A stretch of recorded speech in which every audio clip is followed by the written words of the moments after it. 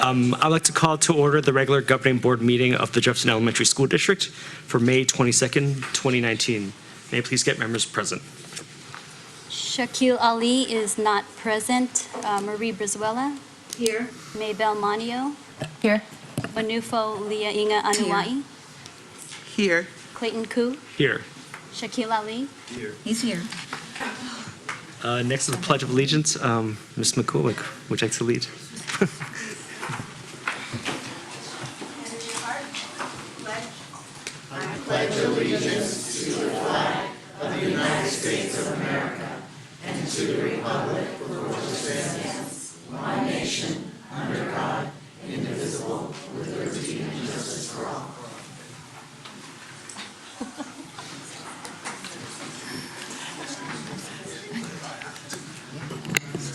Next is the governance team meeting guidelines. Governance team members will review the governance team meeting guidelines.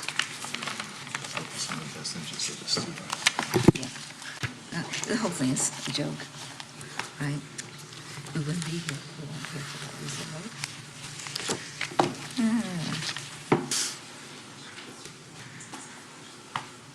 I think this is in the.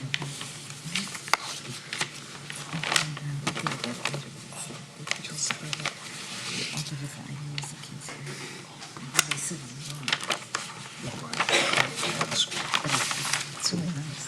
They didn't do that last time. We had more time. Next is the approval of the agenda. The superintendent requests to remove item 9I from tonight's agenda. What did you say? 9? 9I. 9. I? Yes.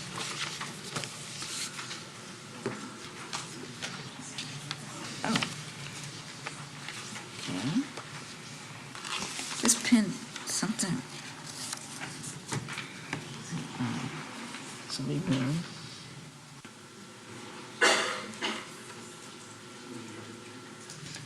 No, I was doing this, and I have to do this. Thank you. Is there a motion to approve the agenda? Yeah. So I'll make a motion, we approve the agenda with the deletion of item 9I. Second. Is it a first and a second? All those in favor say aye. Aye. Next item is item 6, communications, board member acknowledgement and commendations. But before we start that, I just want to make a note that we are closing tonight's meeting in memory of David Dart, who's the father of Melinda Dart. And Melinda Dart was a former president of APT 3267, and we will be closing in memory of him this evening. So now, board member comments, if there are any. I'll circle some of the items. To take the star off G, 7G. I had a question on that. We're on board member comments.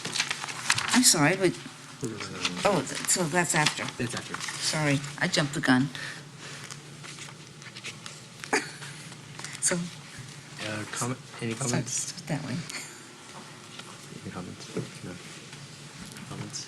G or 6. No. We're at 60 right now. No, just anything that you say. recommendations or? Nominations. No, I think we'll pass. Same. I just wanted to, I was able to attend one event since our last meeting. I attended the middle school and elementary school concert at Fernando Vera. I just want to say they all did a great job. And I was unfortunately unable to attend the other school concerts, but I know they all did a great job as well too. So I just want to commend all of them as well too for that. Next item, 6B, correspondence and superintendent comments. Just a few. We do have elementary school open houses coming up this week, tomorrow. Yep, tomorrow night. And last week we had the middle school open houses. The school I went to, everything looked marvelous. I had to get there early, so I snuck around in different spaces, but it was cool. I did want to let the board know that MP Brown has invited you to attend with them their Youth Cinema Project premiere day. It is during the day. It is early in the day. That would be on Thursday, May 30th, and they will leave from MP Brown early enough to get to San Jose State by 8:30. So I'm not quite certain what time that'll be, but I'm guessing it's around 7 o'clock. So they do have seats and tickets for you, so please let me know if you will go, if you just want a ticket for the theater and you'll meet them there on your own time, or if you want to go with them on the bus. I do need to know that. And they will do their screening at the Century 20 theaters in Daly City on Tuesday, June 4th in the evening, I believe 6 or 6:30. June 4th? Yes. And we did receive the letter from the County Office of Education on our second interim, and I did, as I do regularly, want to read a couple highlights from it, and we'll provide the full letter to you on Friday. So basically, good news. Based on the information known at the time of that this letter was written and the report was prepared, the county superintendent concurs with the district's positive certification. They did, however, have some comments. I'll just do the highlights. They noted that our general fund expenditures have increased at the second interim from the first interim by approximately $688,000. Two largest expenditures there were settlement with our employees, as well as increased estimated billing with the San Mateo County Office of Education, Special Education.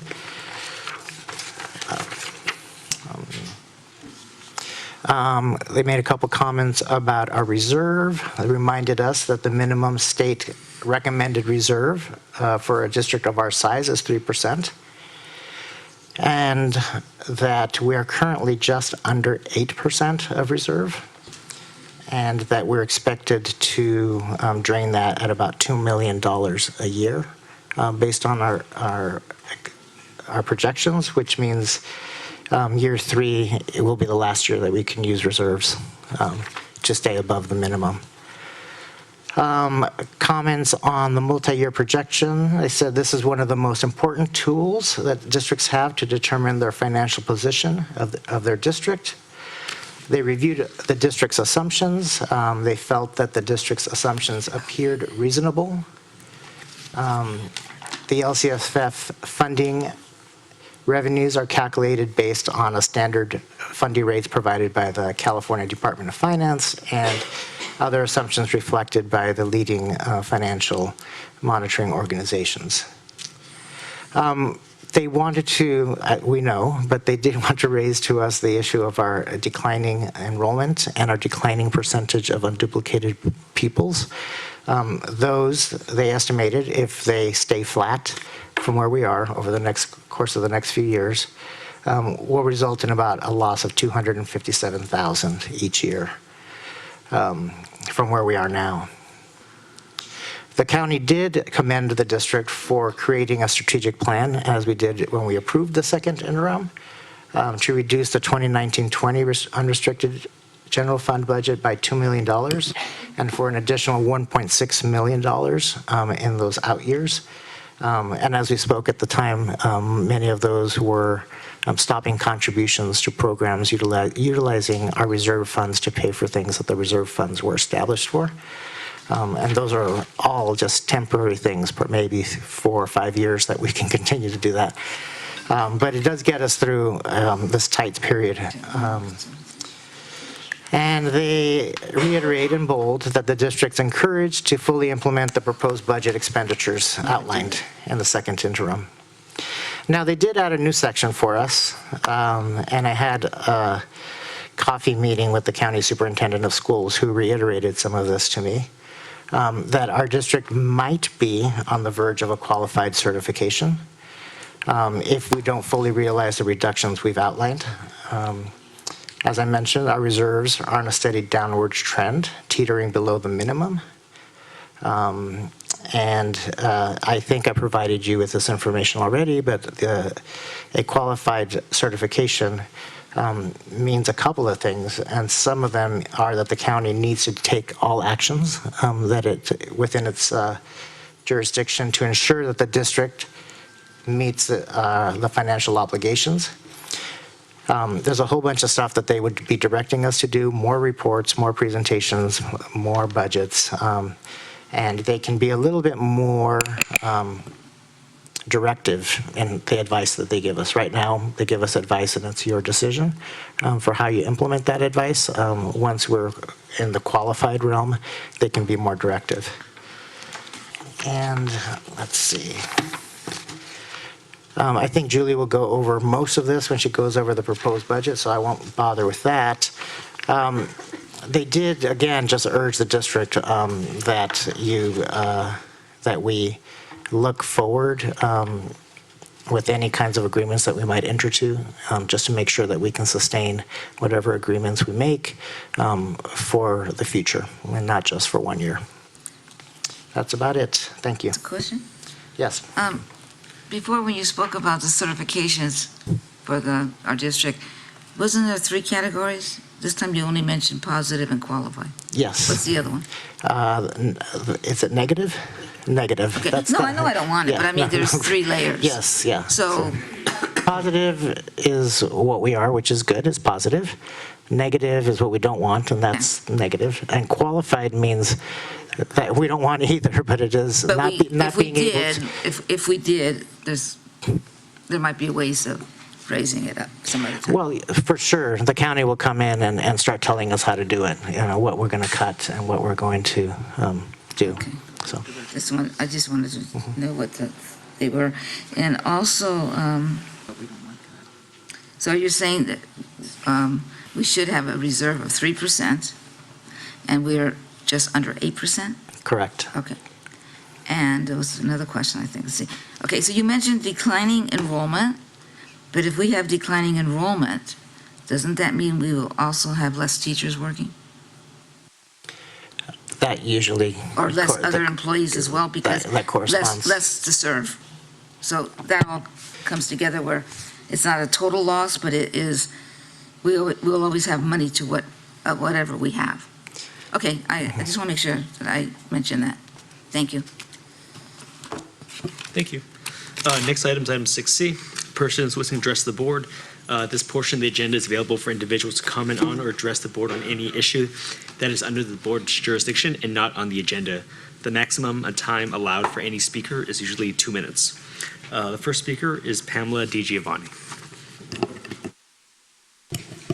Good evening, Honorable Board. My apology, I have to leave here and then come back to go to Westmore, but I wanted to let you know that I'm here tonight, obviously, to support the teachers in our school district, because it's not an easy thing, but when you say there's a rainy day, it's already been a rainy day when you lose the teachers. And we're not going to have a district to even have these discussions if this continues, because we cannot, under Measure T, we were supposed to retain and attract. And so, obviously, something happened. It didn't work. So we didn't retain and attract. Through this whole process, we've lost, and we're still losing by these teachers sitting here tonight having to leave their homes and come out. Tomorrow they're having their open houses. They weren't able to go to Sacramento to rally for the education. And why do they have to be on the corners? Why do they have to do all this? It's because they just want to be treated equitable, and I know it's hard, and I know that you guys really love your teachers, and because I know each of you as individuals and the board. And I would say you just have to do it, because in order to build up and lift up, you will see the fruits of that from that. But if you don't, you'll see these children over here that are playing chess, there won't be anything. There won't be anything for them, because I've already seen, and the parents are stressed out. The whole community actually feels it. So for me, it's the heartbeat of the community, and I know I reiterate the same things over and over, but please treat them and consider when you go into closed session, what is really equity? Is it equity for our teachers and our classified staff? Who really needs this money? Who really does it? Not everybody at the table has to do that. And sometimes that's not easy. And when there's an industry standard, you can go beyond that because you're the board. You're my elected leaders. So I know you can do it and have the strength and the knowledge on your own because you know what equity is. So that's all they're asking for. So I appreciate you consider that tonight and look at the faces here. And I want to see these same faces in the community. So thank you.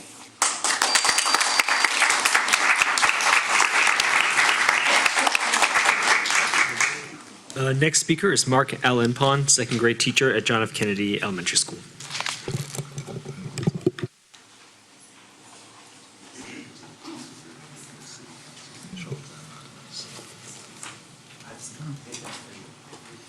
That's for you four, and then these are for the board members. Thank you.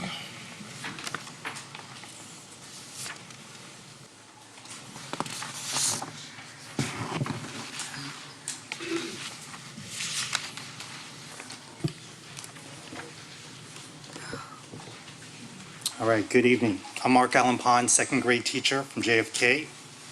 These are my amazing colleagues with me. They're standing beside me in support.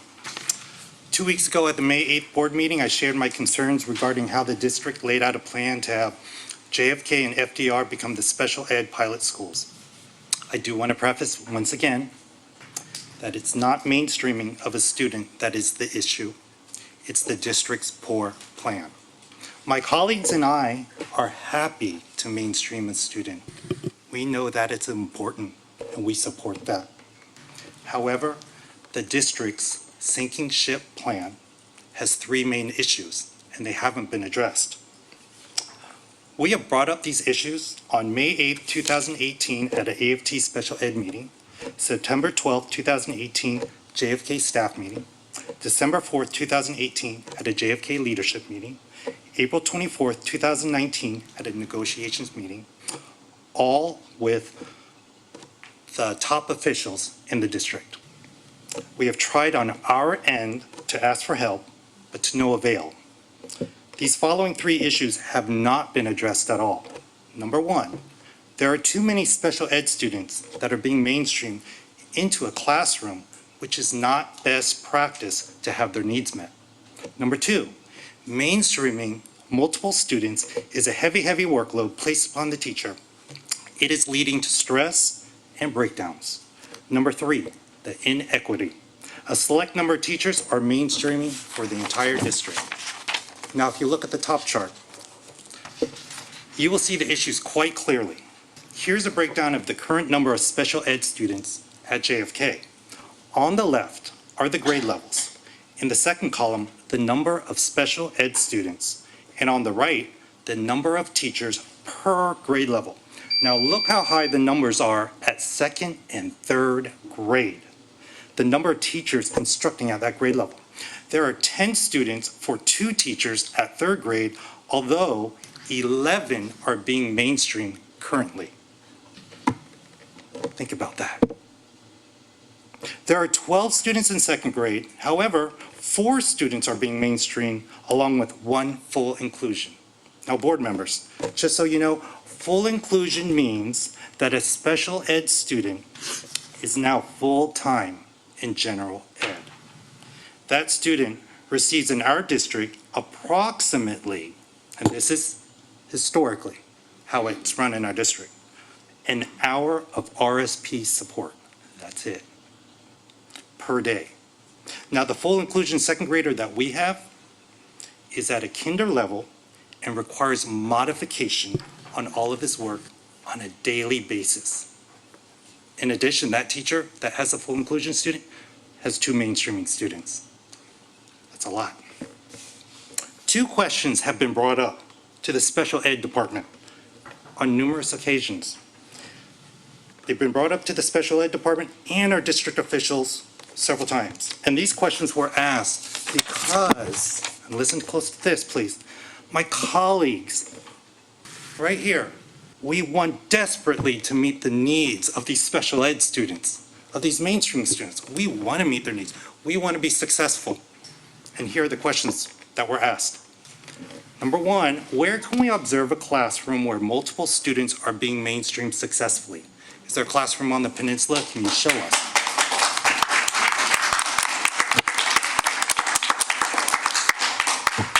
Question number 2, listen close. Can you come in and show us how to successfully mainstream multiple students? Here was the special ed department and district's response. Are you ready?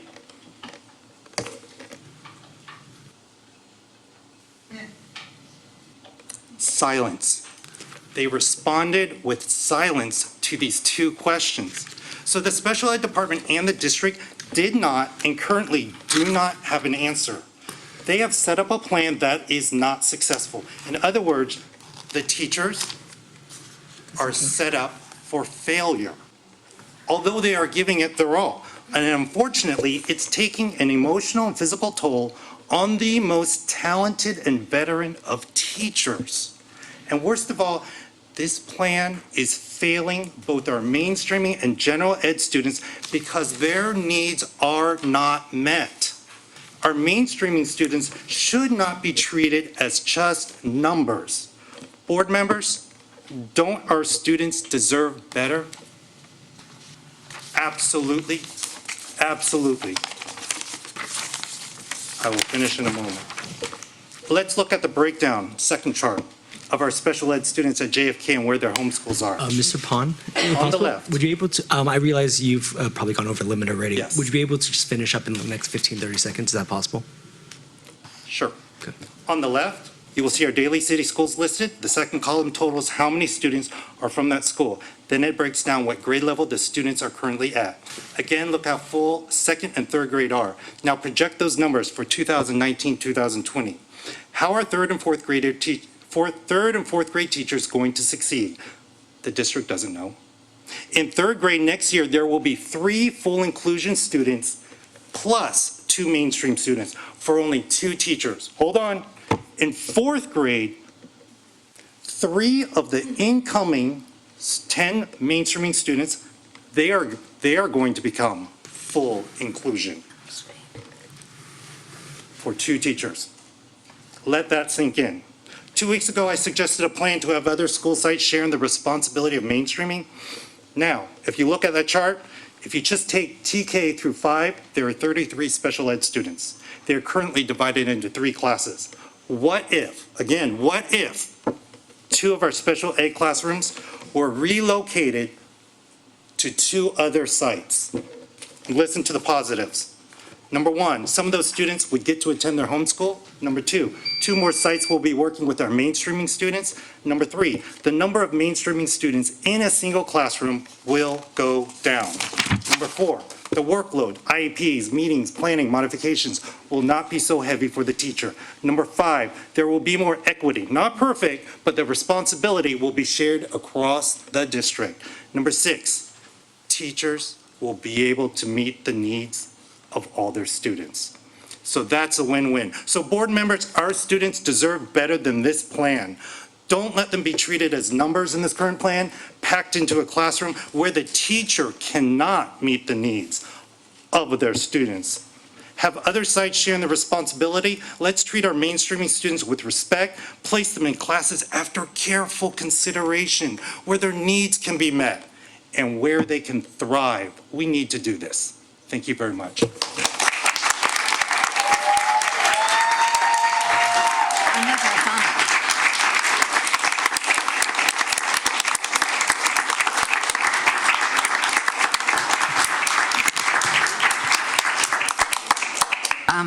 I'm not allowed to comment on this because it's not on the agenda, but I would certainly like to have everything that you read, a copy of it, and give it to all of us so we can see it again and digest it. Thank you. Okay. Thank you so Thank you. much. I appreciate it. Next speaker is Ellen Tomasello, who's a teacher.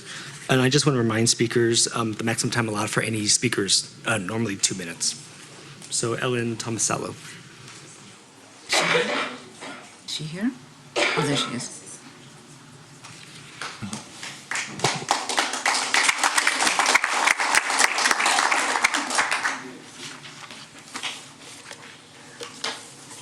Good evening. I am speaking for a parent who is unable to attend tonight, who has granted permission for their letter to be read regarding their concerns.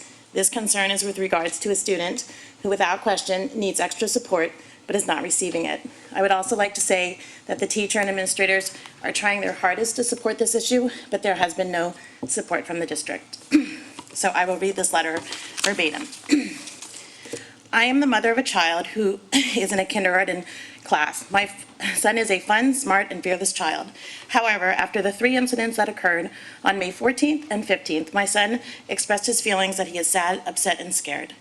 I am writing this letter because I want my son to feel safe at school, in his classroom, and with his classmates. It's pretty clear to me that the child's action is affecting my son emotionally and mentally. My child asked me, why is this student doing that to me? Also, just this morning, right when he woke up, he told me, Mommy, I don't want this child to hurt me anymore. He is a bad boy. February 12th, 2019.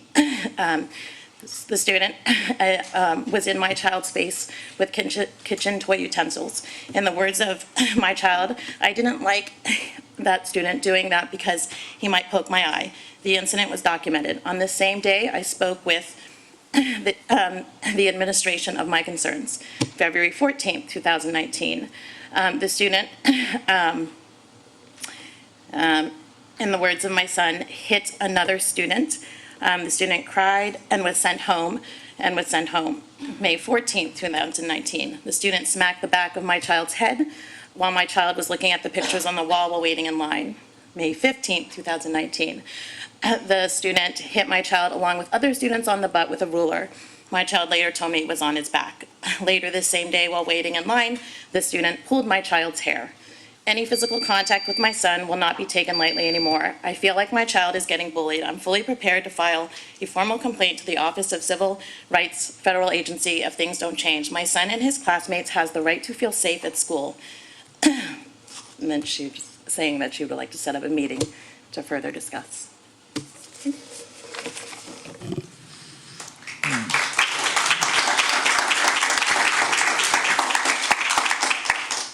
Next speaker is Cheryl Ng, kindergarten teacher at Susan B. Anthony Elementary School.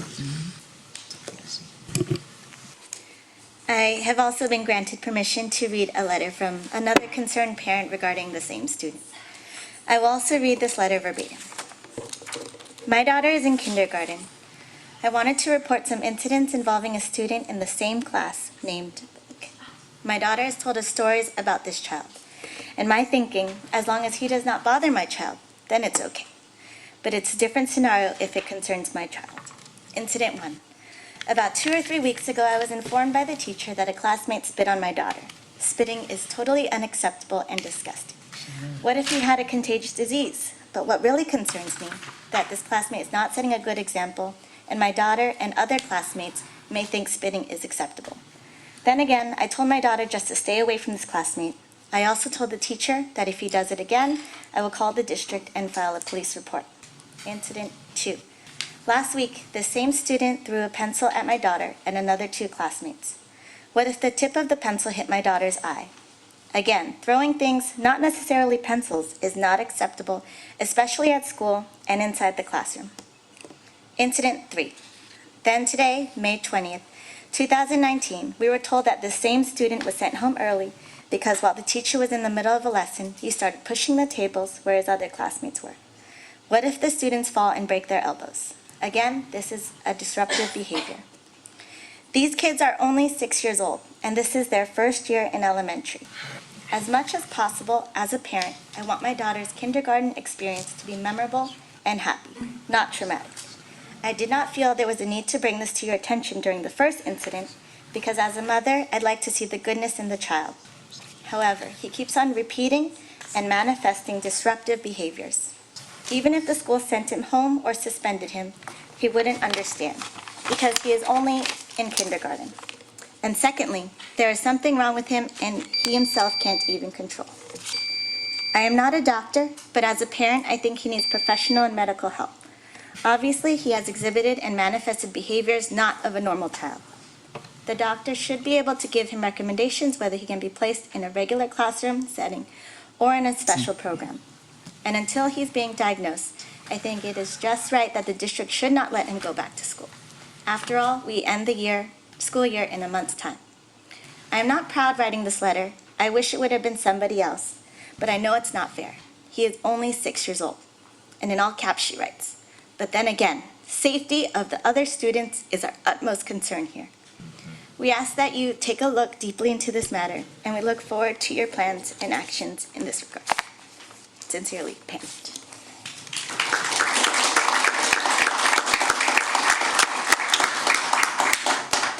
The next set of speakers is Jane Bretthauer, Lisa Martinez, and Zania Ditzler. Yep.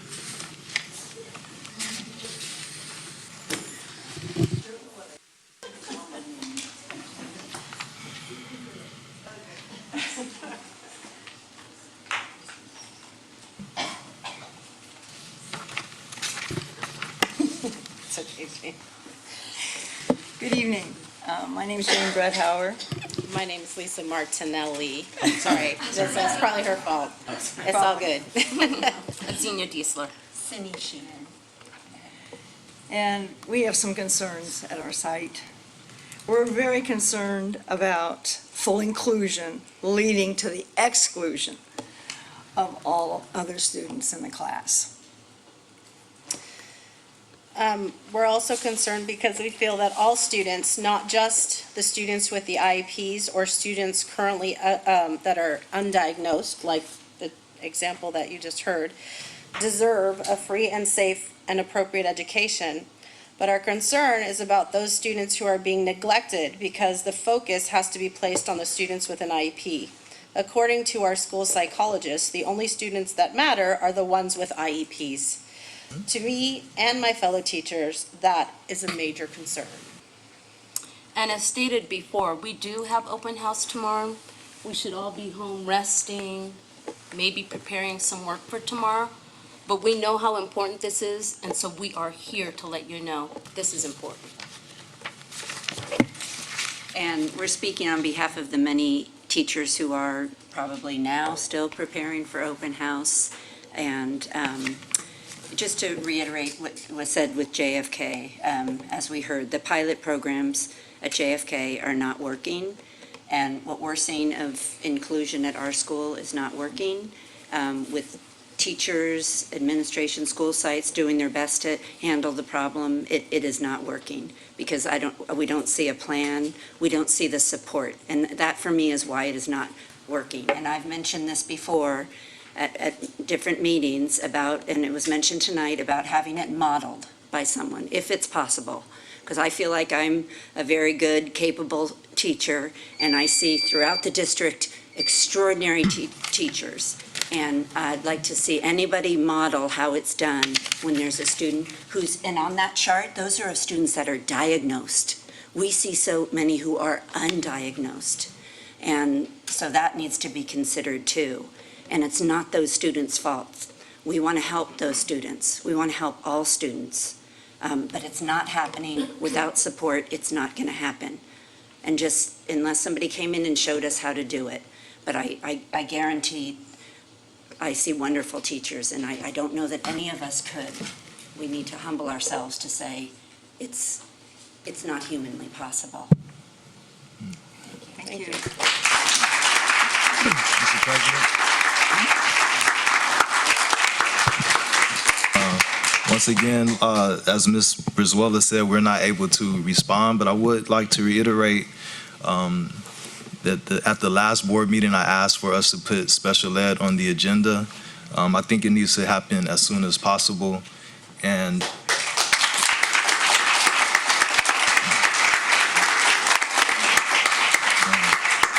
if possible, I would like us to have a hearing or a study group on least restrictive environment, inclusion, and the federal law around special ed.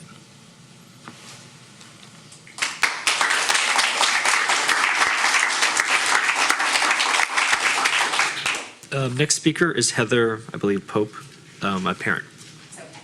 Sorry. Good evening. So I'm also speaking because of the child that has, that they were talking about earlier. So around the dinner table, we ask our children, what did you do today and what's going on? And we talk about this child since the beginning of school. And I'd rather not hear about him. I want to hear about how my lovely teachers are teaching my children and what they learned. So it's frustrating, especially when your child comes home and he's been hit. Excuse me. It's one of those days. So he's been hit by another child, and you tell him, well, you can't use your hands. Excuse me. And he knows to not use his hands, but he doesn't understand why this other child is abusing him. So it's upsetting to him. And I know talking to other mothers, and, they're concerned about their child because of this little boy. And God love him, everybody needs a chance, but maybe not here. My mother-in-law helps at the school as well, and she sees a lot of this as well. My son is very outgoing, friendly. He just told me the other day, Mom, this little boy, he just doesn't know how to make friends. And my husband said, well, can you be friends with him? And he said, well, I tried, but he didn't want me to. Or he hit me. So it's upsetting to any parent, excuse me. My oldest son is also special needs, so he's got ADHD. But he keeps his hands to himself, and he's, the teachers were thankfully there, and they're supportive, and they're wonderful. So he's gotten a great education, so we don't have an issue. But for my kindergartner, I'm concerned. And I don't want him to be in that class with that little boy next year. And I've reached out to the teacher, and I said, can you please tell me where what's going on? Because if this is going to continue, then I will consider pulling him out, because it's not worth it to me for my son to have to spend most of his day, not learning because this other little child is disrupting the entire classroom. And I feel horrible for the teacher, because you can tell the teachers are stressed, and they don't need that. So, I'd just like you to reconsider and think about it and talk about it and see what we can do to help this child and other children like him. Thank you.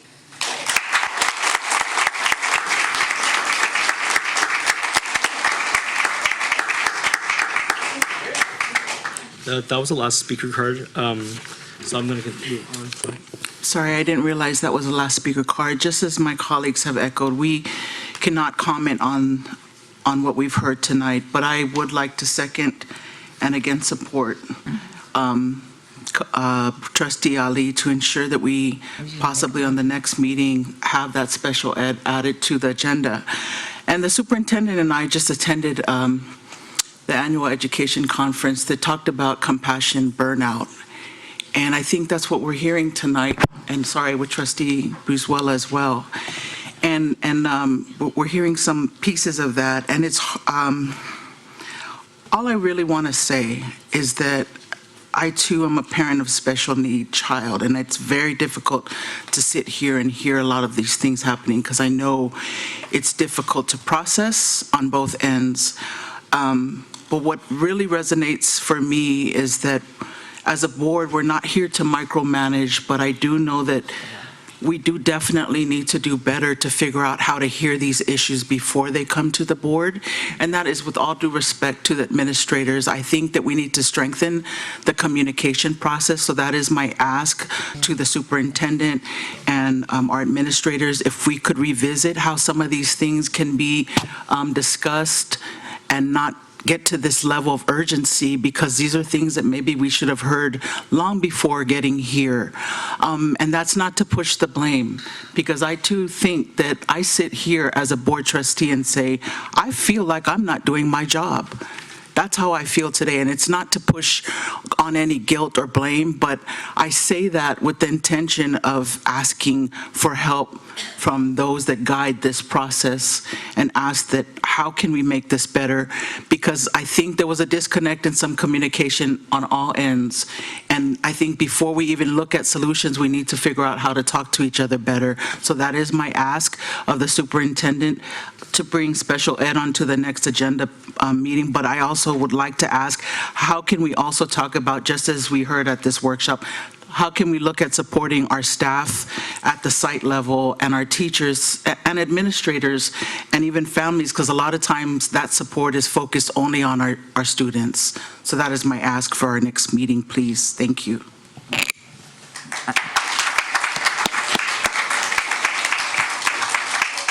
I know we don't, excuse me, I have to speak.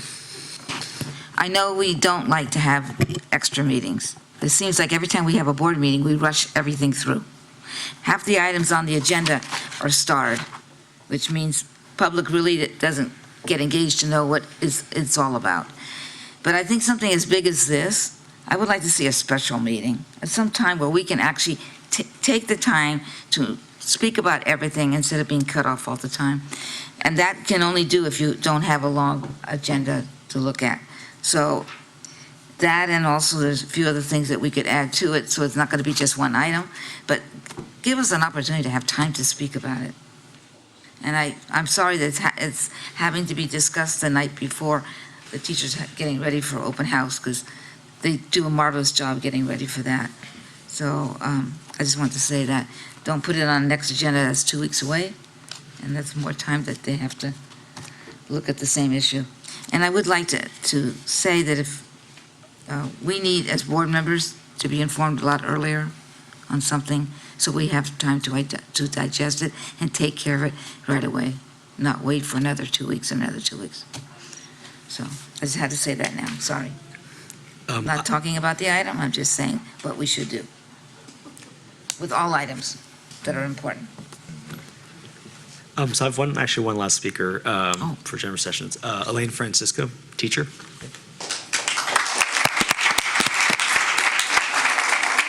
Hi, good evening, everyone. I'm sorry, part of my speech is about the budget. I just have to leave early, so I have to address the board now. So I came here tonight for 2 reasons. First, I would like to thank all of you for the commendation you made for me. I'm very honored to receive it. Secondly, I'm here because I want to share with you a letter I received from one of my students, Yula Camara. Yula was my student 10 years ago at FDR. She's now a junior at Westmore High School. Dear Miss Francisco, throughout my academic life, the prominent role you played in my early life helped shape the student I am today. Not only have you shaped who I was as a student, but you have also shaped me into the person I am today. You have sparked my interest in reading and writing, which has led me to take advanced English course classes. You have helped me find a love for literature and taught me to believe in myself, despite what others say. In my early life, you have always stood up for me and believed in my abilities, and you helped me find a love for socializing by encouraging me to open up to my peers. And for that, I thank you. Thank you for being such an inspiring role model in my life. Thank you for being such a wonderful impact in my life. Thank you for being you. You truly were an amazing teacher, and it was such a pleasure getting placed in your after-school reading class. Love, Yula Camara. I'm absolutely positive that in every classroom in this district, we have students like Yula. Educating does not only require teaching academic skills, it requires above and beyond what you see on a test paper or a report card.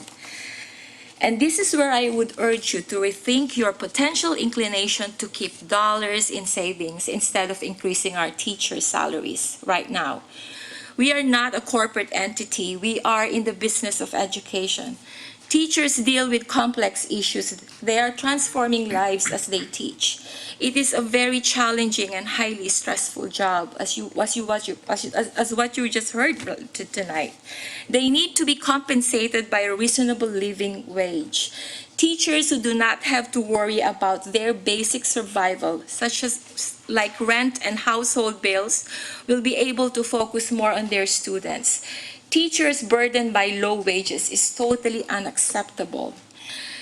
Now is the time to spend because rain has come to the lives of many of our teachers. So as you consider the teacher's salary increase, think of the many Yulas out there whose well-being and success are far more precious than the dollars you are holding in the bank. Thank you again for the show of appreciation. I hope you can show a more meaningful appreciation to teachers by increasing their salaries now in an equitable way. Thank you.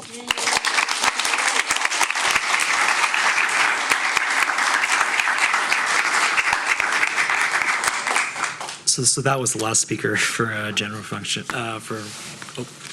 comments. Next item is item 7A, consent agenda. The administration recommends approval of the starred items on the rest of the agenda. Mr. Vidalis wanted me to note that for item 9G, the correct amount listed should be $146,000 and not $136,000. Wait, say it again, it's what? It's, the agenda says 136,000. It should actually be 146,000. I wanted to take that off, David, I had a question on it. That's the one I wanted to take off the start. G. G. I started to say it by mistake earlier. Item 7G. Yeah. And then, is there another one? Let me see.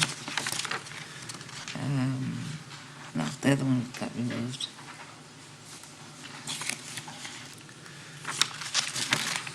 Okay, that was it.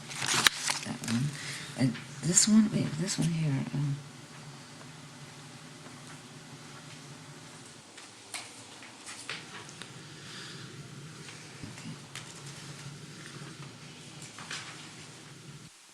Did you want to remove it?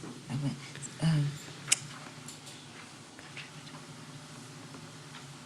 yeah, that's okay. I'll ask him. I'll ask that later. Any other items? If not, I'll entertain a motion for Just the G. consent agenda. So, I'll make a motion to accept the consent agenda, but take the star off of 7G. No, that wasn't the reason. No. That wasn't the reason. No, additionally. Oh, so we have to do that anyway. Yeah, sorry. Okay. So let it be part of the motion, Maria, that we have to change the amount from 136 to 146,000? Is there a second? Second. First and a second. All those in favor say aye. Aye. Next item is item 7E, certificate of recognition for Lou Luca, crossing guard at Benjamin Franklin Intermediate School. The board will consider extending Mr. Lou Luca, crossing guard at Benjamin Franklin Intermediate School, a certificate of recognition for his exceptional service and dedication to the children and community. Mr. Luca was recently selected as crossing guard of the year from among 23 crossing guards. So is he here tonight? Ms. Manuel, you know what he looks like. I know what he looks Oh, like I too. know what he but looks like, but I'm have looking not around. looked- I don't think he's here today, no. When I read this, it said, "will consider." I didn't know we were awarding it tonight, or else I would have let him know. We did call him today, but it's okay. We can give it to him. You asked if you could give it to him, so you can deliver it to him. You want me to give it to him? Didn't you ask to do that? I meant here, in this space. We can move this to another agenda when he Yes, can come. please. That would be Would nice. That would be would that the be June preferred? 12 meeting? When he can come, we'll check with him which one he can come I see to. him every day, I'll let him know Okay. to be here June 12. Yes. Okay, perfect, thank So I you. have one speaker card actually on this item. Paul Hagan, teacher at Benjamin Franklin. And I gotta say something too. Ms. Manio, well, after Mr. Hagan speaks, I can give it another option. Did you just interrupt me? Yeah. I'll forgive you. I'm speaking tonight as a teacher at Ben Franklin on behalf of the teachers and the community there, because Mr. Luca deserves this, and I gotta say that it's a joy every morning when I come to school, rain or shine, and he always waves every morning, and he's just a great guy, and he's been doing a great job, so just wanted to add to that commendation. Thank you.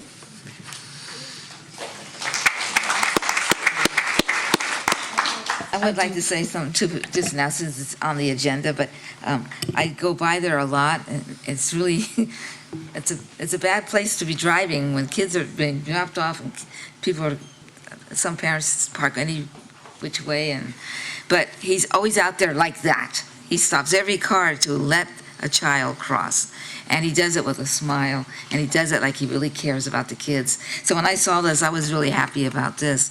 So I just wondered, how do they choose them with so many guards, and they're not all in our district? That was wonderful. Yeah, that's his employer chose him.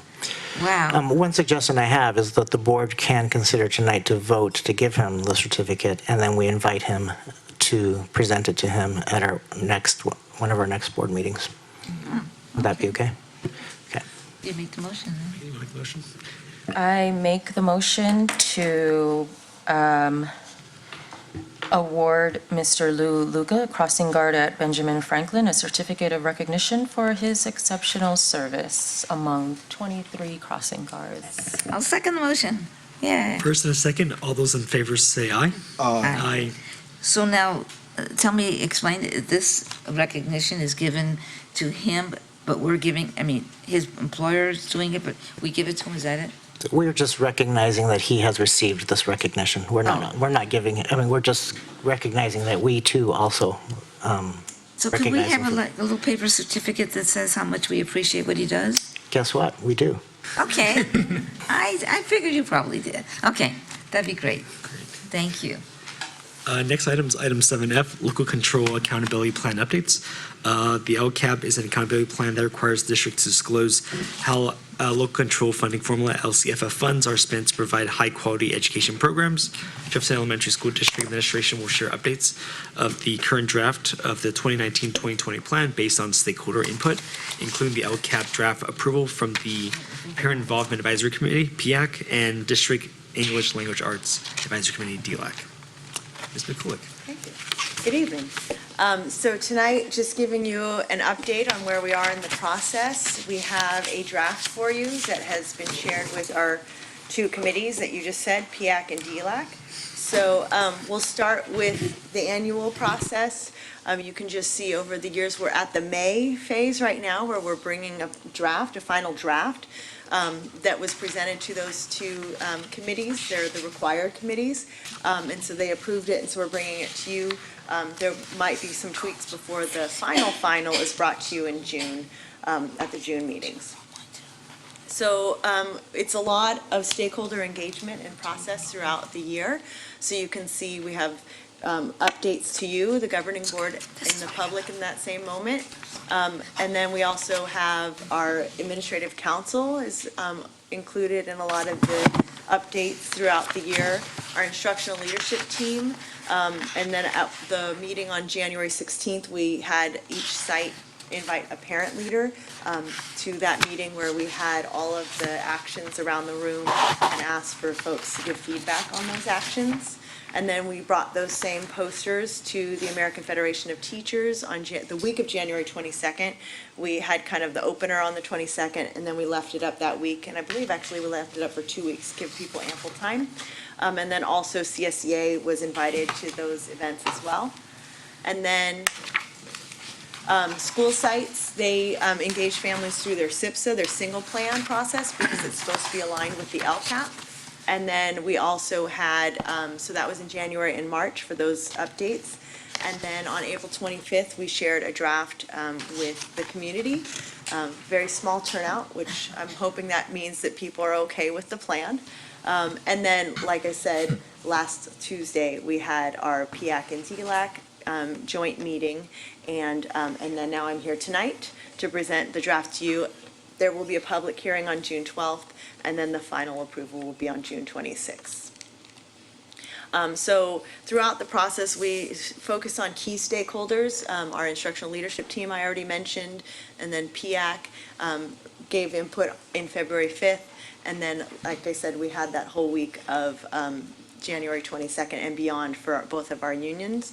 And we got a lot of, I think we got almost 100, do you remember, Paul? Was it close to 100 folks, I think, that came and looked at the posters around our classroom space at the district office.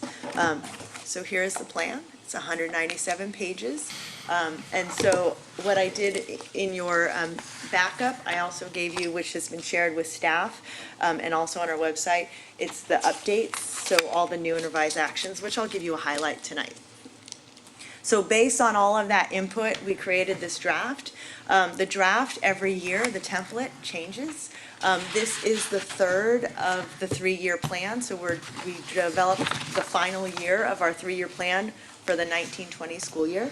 So next school year, you will be creating a whole new 3-year plan. What they did is in this template for this final year of the 3-year was in the plan summary, they took out the budget section and they created a budget overview for parents. So I'm going to show you a sample of what that looks like. They said that the new template is reader user friendly. Not sure about that, but it was supposed to be, the summary is really supposed to be kind of the highlights, and same with the stakeholder involvement. That's usually what I point people to because it's the narrative and summary of what's in the plan. There are a lot of redundancies, so there's repeated things in the annual updates and the goals, actions, and services, so you do see a lot of things repeated. So to give you a preview of what the budget overview will look like, as I said in the past, we're still, the business office is still working on the budget and updating it in the plan, so I don't have a sample for you because it has to be complete in order for you to see our district budget overview, but I can show you an example that the state gave us. It's a 3-page document. So the first page, it's a pie chart that shows all of the resources and revenues that come into our district. So not just our general fund or LCFF fund, but also all of our federal dollars too. And so it shows you how much, what percent of our total income, our total budget is from each resource. And then the pulled out one, the darker blue, that's our LCFF. So how much, what percent of our LCFF dollars are the base grant and what percent are the supplemental and concentration, those for our unduplicated students, which are English learners, our homeless foster youth, and our low-income families. The next page is a comparison of what our district's total budget is to what's in the LCAP. Not every district puts a lot in their LCAP. We do, so our bar graph will be really close. But what that's to show is how much is represented of our district budget in the LCAP. Not everything is represented in the LCAP. And then the last one is the supplemental and concentration grant funds, as I said, for the unduplicated pupils. The top bar will show what we estimated we were going to spend, and the bottom bar will show what we actually spent to show what the difference is. So that's the new section in the plan, and that will come at the end of the plan. So I shared this slide with you the last time or a couple times before where we received input from our stakeholders, and we asked folks to let us know, if we need to make reductions, what do you think we need to reduce? And so these were the top 5 areas folks let us know about. And so textbook reserves, our PBIS contracted services like Soul Shop and Circle Up, our 4 institute days, our PBS team and comprehensive sexual health training, and then our teaching and learning program, the site-based instructional support. Because we didn't know what the intent was behind the reduction, we did send out a survey to staff asking, what specifically did you mean, especially of our PBIS? What parts of Soul Shop do you like and not like? And so we did get good information from that, and so I'll share with you some of the highlights of what came into the plan based on this input from our stakeholders. Can I stop you for a second? Sure. Are you going to also tell us what the elements that the teachers and administrators did not want? Yeah. Okay. On the next slide. Okay. So it was mainly, so if you look down in the second bullet under revised actions based on the survey, the second bullet for the Soul Shop was the parent education and teacher workshop. Some sites really liked the peacemakers and et cetera, and so we didn't want to pull that because that was, something that certain sites liked. But the parent education and teacher workshop was definitely something that folks said it's not necessary. So we are reducing that contract. And then also the number of days of PBIS trainings. They had 4 this year, so we're reducing it by 2 because we don't want to completely drop it. We want to make sure that there's support there. And then, making sure not everyone responded to the survey. And so people on the PBIS team, did they even respond? So we want to ask the people who actually participate on the team what they would like to do next year.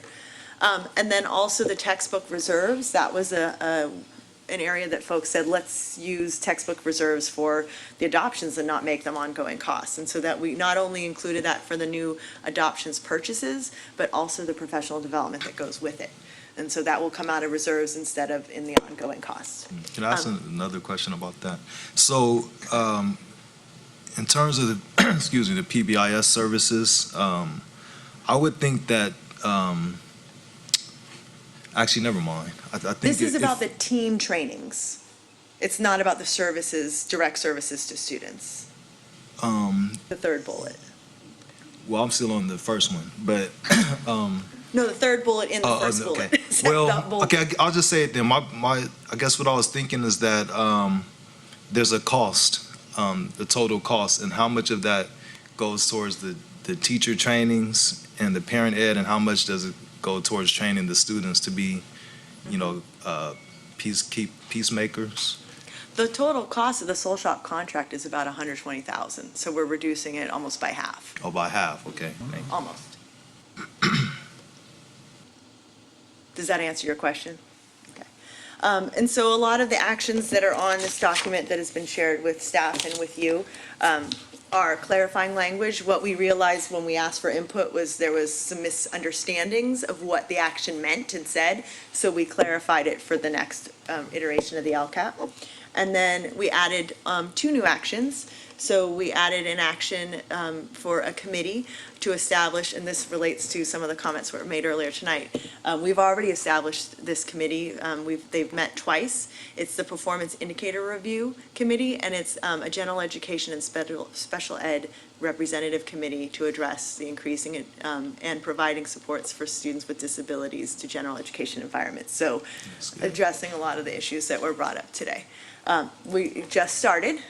We've had 2 meetings. It's a great group of folks. We have all representatives from admin, from special ed, from general ed admin, from RSP, psychologists, counselors, SDC class teachers. We have the whole gamut of folks involved, and really a strong team. Some of the folks are here tonight as well that are on that committee. And then we also have another action, I think I mentioned this before, you, I think, accepted it, the low performing student block grant from the state, and so we added an action related to those services. So there are 2 new actions, as I said, and 23 revised actions. There are also 7 actions that either were discontinued because they're no longer, it was grant funded and it ended, or we just with the clarification merged them. And so those are highlighted here as well. So PIAC and DLAC, as I said, met on May 14th, and they unanimously approved. And I'm not sure if anyone from PIAC or DLAC is here tonight. If you are, stand up. A couple folks are, thanks. And then we've been working with the San Mateo County Office of Education all along. They actually know of my early departure, and so they have been really great about giving feedback. So I feel like they are going to be able to approve this. They said, yeah, you're good. With some of the metrics and the language. So they'll be looking at the budget piece and working with the business office on that. So I feel pretty confident this will be ready, even without me. So next steps, as I said, public hearing on June 12th. The final LCAP on June 26th will be for approval. It has to be approved before July 1st because that's when it's submitted to the County Office of Education, and they'll let you know by October 8th. If they are approving or rejecting, which we feel pretty good that it will be. If anything, they'll have just minor tweaks for us, but hopefully they won't because it'll be ready to go. So, any questions? I had a question about the portions of the budget that aren't in the LCAP. Would those just be like things that were mandated to do, or can you talk about that just a little bit? Julie, can you answer that one? What's not in the LCAP? Not specifically, but there'll be things that, More like operations, right? probably maybe like, for instance, utilities. I'm not sure if No, utilities they're not in are in there, because that's not something that you kind of really plan on. No action that goes with Right, paying right. the utility bill. I mean, I suppose if we were living in a really cold climate and the classrooms were cold and then we needed to warm them, then maybe that would be something, for student safety, but it's not an issue here. So things that aren't really related to the education process directly. Okay, thank And so otherwise you'd have literally every line item Thing in there. in there. This would become a lot longer. It'd be longer. Okay, thank you. I don't think I had any other questions. Any other questions by board members?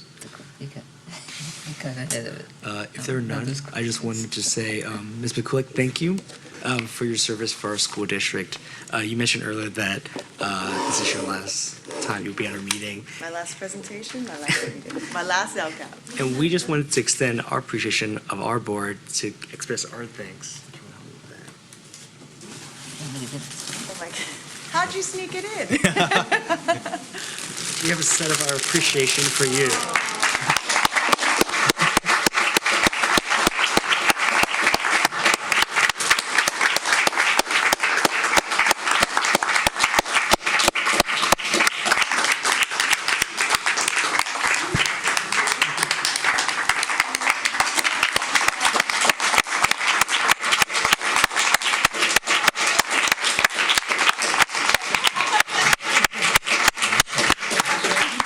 I've been holding it together. You guys are gonna make me cry. It has been a privilege to be a part of the Jefferson Elementary School District. I want to thank you all for your support, your encouragement, especially when I'm thanking Bernie for believing in me and all of you. So I thank you. Wait, don't go yet. Wait, come back.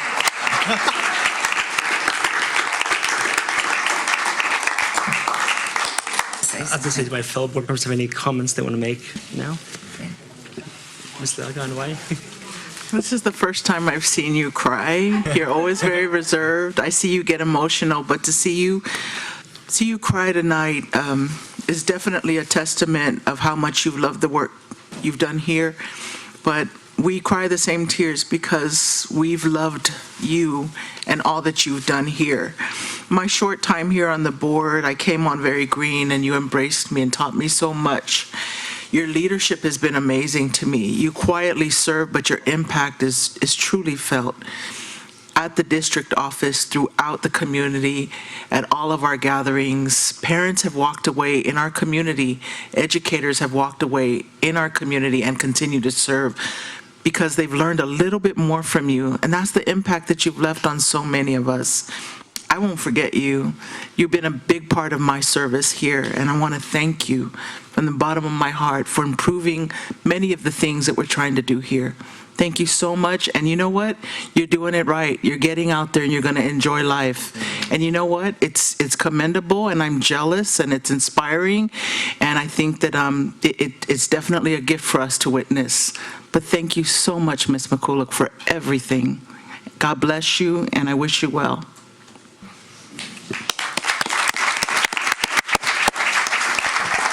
Well, I too just want to say thank you, even though it's been an extremely short amount of time, which I'm actually bummed about that I didn't get a longer time with you and working with you. But from what I've seen, you've done an amazing job here, and we're at a loss without you. So congratulations, though, and know that you're always welcome back. Doesn't work out, you know. But thank you. It's been an honor serving with you. Well, I'm going to miss you a lot.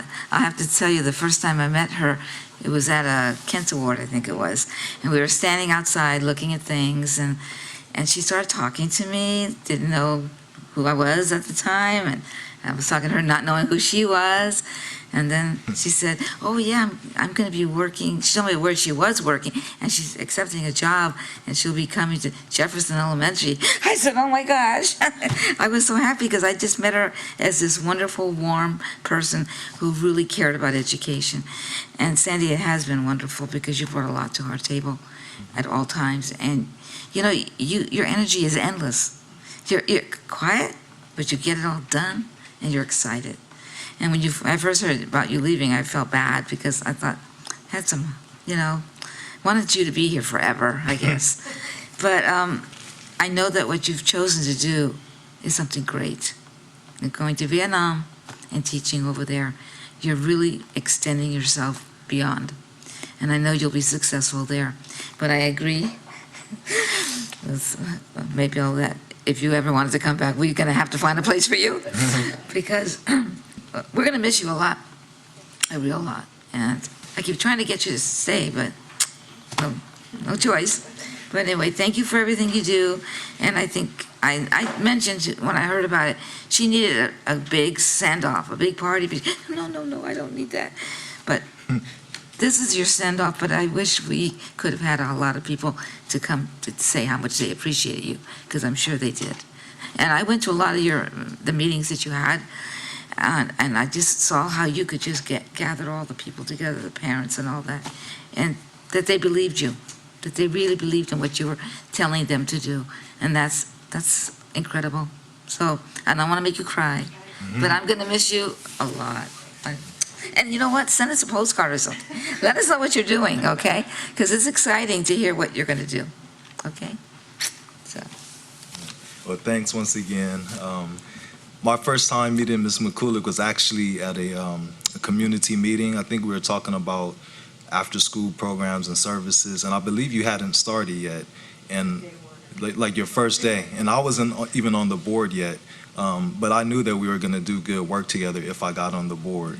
And for sure, I know I've asked lots of questions, especially the first couple of years, but you answered all of the questions, whether in public or, in those study sessions, study groups. And it's been my pleasure to work with you and to see all the effort and the sincerity that you put into making sure that we have, top-notch curriculum and instruction. I'm kind of at a loss for words at this point. This has all been said. We're going to miss you, and hopefully, you will have a chance to come back and visit and see more of the results of what you put in place. But thank you. And I'm just going to echo everybody else. I think having you leave is like a big loss for all of us, but I know that you left behind a great foundation and impact for all of us to be able to build off of. I just want to extend our appreciation and thanks for all that. I remember we've been at fair share of PIAC meetings together, and I think along the way I've got to know you as a person, your love for escape rooms all around the country and the world, and I just your love for education and love for our school district. So I just want to say thanks on behalf of myself, and I'm sure everybody else here on the board as well too. Thank you.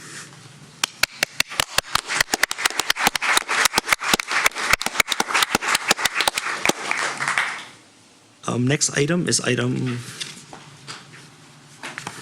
Sorry, 9H Board Resolution number 19-05-22, Education Protection Account. The administration recommends the annual adoption of Board Resolution number 19-05-22, Education Protection Account, identify manner in which Proposition 30 funds have been expended. Actually, I realized sorry, 1 second. I realized I skipped an item.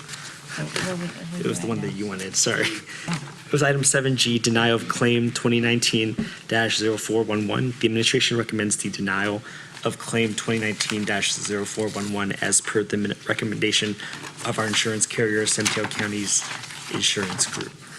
So I guess I think this might be the way it's written. I wasn't quite sure I understood it, but don't we usually, when a claim comes, we just turn it over to the insurance company?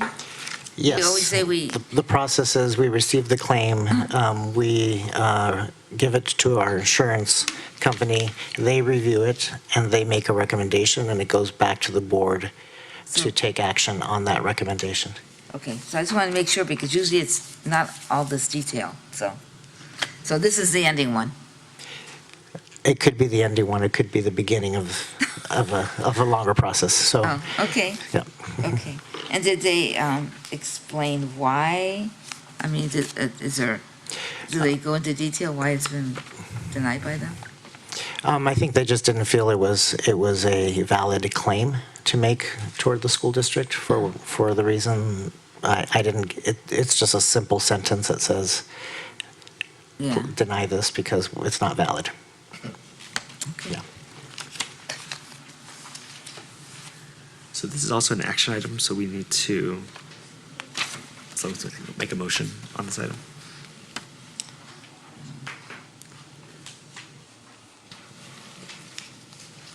This is for 7G? Yes, 7G. Okay.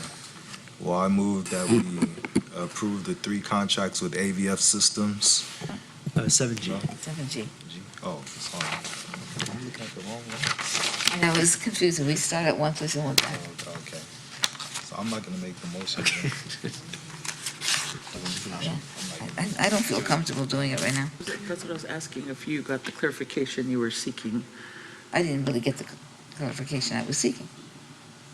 So you guys can do whatever you wish to do, but I'm not comfortable with it.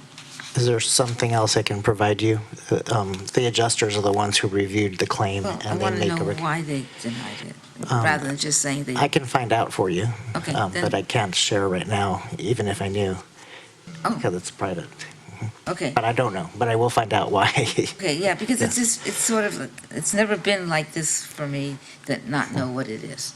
I Okay. think there was backup on that for board view only, but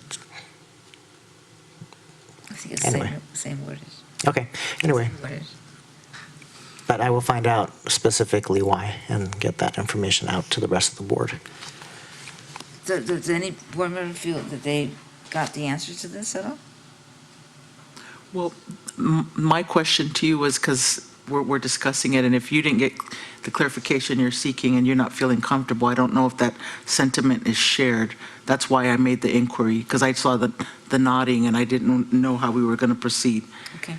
So I'm just asking, does everybody feel that this is okay to vote on? Because just because I'm not comfortable, it's fine, but everybody else feel comfortable with it? Okay, then. So the other option, and I apologize for this, it was going to be at an earlier board meeting, but we had to make space for other conversations at an earlier board meeting, and it got moved. And I believe there is a time constraint on this one. Otherwise, we just have to pay the claim. That's the other option. And I think San Mateo County School Insurance Group, if we do not follow their recommendation, they will charge the district for the payment. They won't pay it. So. So Is the It's a deadline pretty, yeah. prior to our June 12th meeting? I think it is prior to that. I'm not certain. I do remember when we were discussing moving it, staff said, can it happen at that next board meeting? Because I think the deadline to reply to the claim falls pretty soon. So how long has it been sitting around waiting? We got it a couple of weeks before our last board meeting, and it was the next board meeting that it could go to.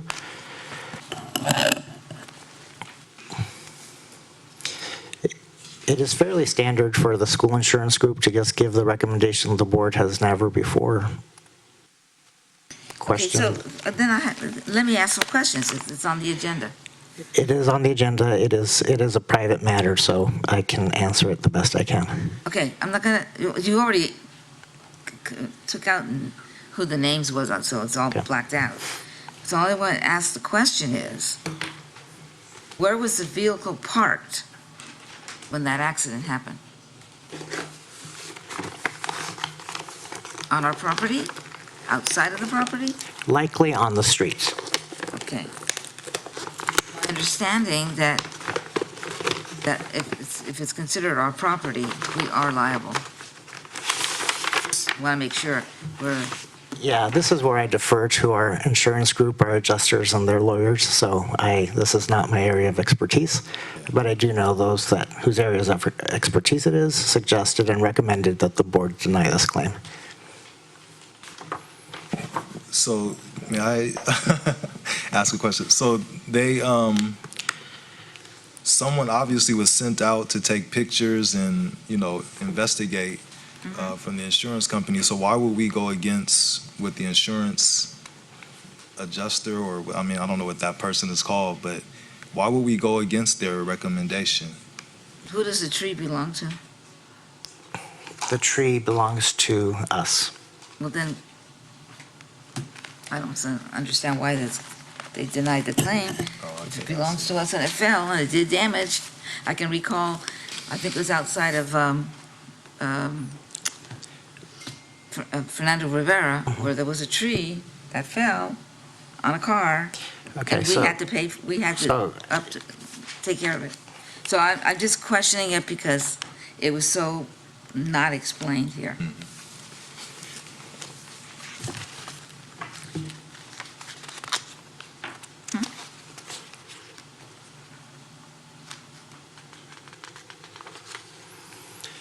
So if the board wishes to pay the claim, it's about $1,100. That would be what happens if you refuse to deny the claim, is that you're agreeing to pay the claim. I just want to know how this came about doesn't our insurance company pay for something like the damage? It doesn't come out of our pocket. Well, our insurance company would pay for it if it was something that they determined was our fault. This is something that our insurance company is saying is not the district's fault, and you can deny this claim. This is the process that's been at play for years.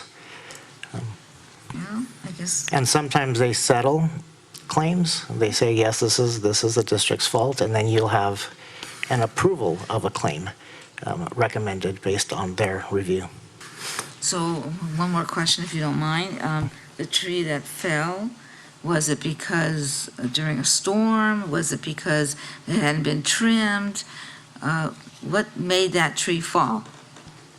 Did the person hit it with his car? There's no explanation, so I'm questioning, because... I believe it fell as a weather condition, if I remember correctly. I don't know for certain, but I remember the claim being brought, and it was as a result of weather. So, I know what's happening now is that if trees are not trimmed, it's going to be the responsibility of who owns the tree, and some of the trees are dying right now, so I'm afraid this is going to happen over and over. I just want to make sure we do the right thing. Yeah, we have a pretty aggressive tree removal program, and we'll start up again this summer. Who does the removal of our trees? Arborists. The ones that I've seen, Asplund have done some. When it's an emergency, we get different folks because we have to deal with it on that day, but when we have a longer job, I've seen Asplund do it, and another one, I forgot the name. Is this the first denial and claimant has option to appeal? Okay. Yes. That's why I'm asking. So with the inquiries made by Trustee Busuela, I want to say thank you, because I did see the backup, and I know that for me, it did seem unclear, but I also was going on, just as you suggested, Superintendent Vidales, that it was coming from a professional perspective and that they did their assessment. But if in fact the tree is on our property, it seems to me that if that is the case, then we would be responsible. I don't know if there's a legal counsel question with regards to that, but to me, just thinking as a common person, it makes sense to me. Yeah, and certainly I believe the claimant believes that as well. But the insurance adjusters and property analysts who know the laws around this believed that we do not have a responsibility in this situation. As Ms. Manio pointed out, the claimant does have the right to appeal, provide additional information to make his or her case. Yes. I wanted to just make a comment that the insurance people have made their report. The administration has made their recommendations, so I feel like we're somewhat teetering on the level of micromanagement right now. And I think either someone should make a motion or we should table this and move on. It's on the agenda for a reason. One more question. If and when the claimant appeals and they do a second denial, does it come back to us to do another action? I think at this point, I think they deal straight with the insurance company and the lawyers that they have on staff. It may show up in our office, but then we forward it straight to them. And, well, if it goes like this and they want to sue, they can sue us too, right? Again? This is the beginning of that, yes. Yes. So it's, well, whatever. I also say, having heard the discussion, having read the backups, knowing what the job of an insurance person would be, I'm going to make a motion to just recommend the denial of claim 2019-04-11 as per recommendation from San Mateo County Schools Insurance Group. Second. There's a first and a second. All those in favor say aye. Aye. Aye. I'm saying no, because I'm afraid it's going to come back to No. us. Any abstain? I'm going to abstain. You can't I don't- abstain. you can't have to say abstain. yes. Okay, then I'm going to An say no. abstention is a Only, no. I'm going to say no because only because my gut tells me that if it's our tree, then we should. I'll So get, that's I'll just get 'cause I don't- information for the board on that. I mean, I'm thinking if that was me, I would be appealing it, but that's an extra step. I'm just speaking from. Okay. Okay. I'll get that information from Thank the you. So that from the was group. approved. So it's 3-2. 3-2. Is that 3-2? Okay, next item now is item 9H, Board Resolution Number 19-05-22, Education Protection Account. The administration recommends the annual adoption of Board Resolution Number 19-05-2020, 19-05-22, Education Protection Account, identifying manner in which Proposition 30 funds have been expended. You're talking so fast. Where are you at? So we, was 9G, 9H? Yeah. so this wasn't taken off, 9G?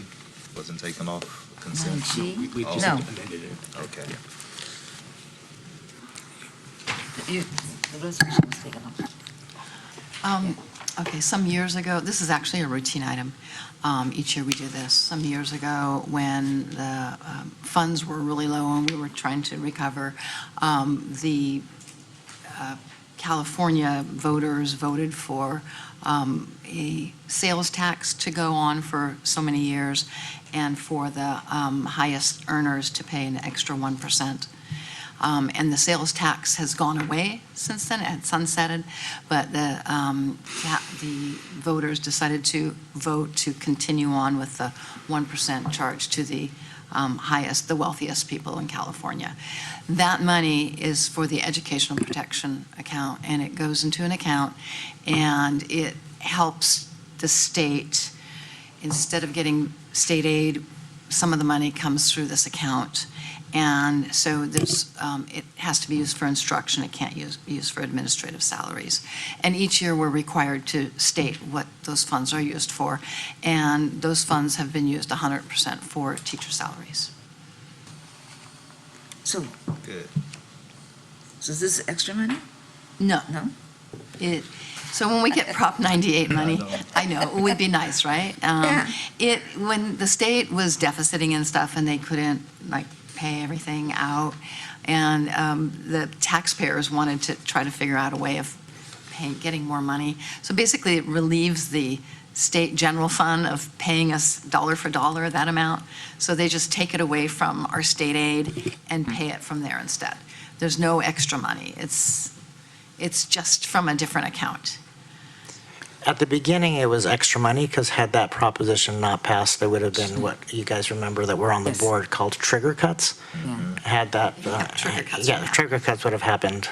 So basically, it stopped the trigger, mid-year trigger cuts from being implemented. That was at our lowest point of the 2012. 78 cents on the dollar. I remember. Did you mention how much is in this account?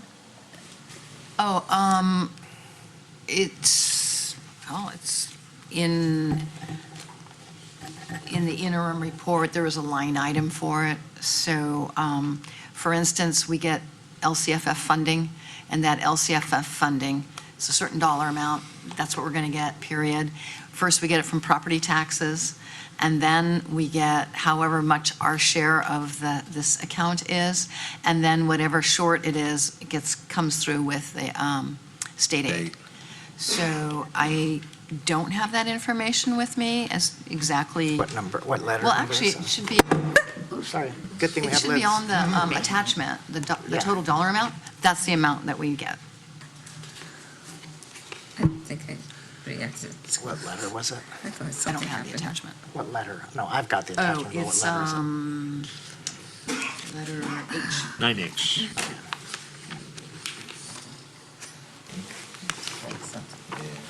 It's right back here. The amount that you are appropriating is $8,580,346. Is that enough $8,580,346. And that's a dollar for dollar deduct from our state aid. Oh, Yeah. So there's no extra money. So that $8 million, they give it to us from that account instead of the state aid account. So it's just. But had the proposition not passed, that would have been If deducted. the proposition didn't pass, then. That would have been deducted. That extra 1% that's being collected from the wealthiest taxpayers would not be collected, and then the state budget would have to cut something. I mean, whether it's education or something else, it could be human and health services, it could be a lot of different things.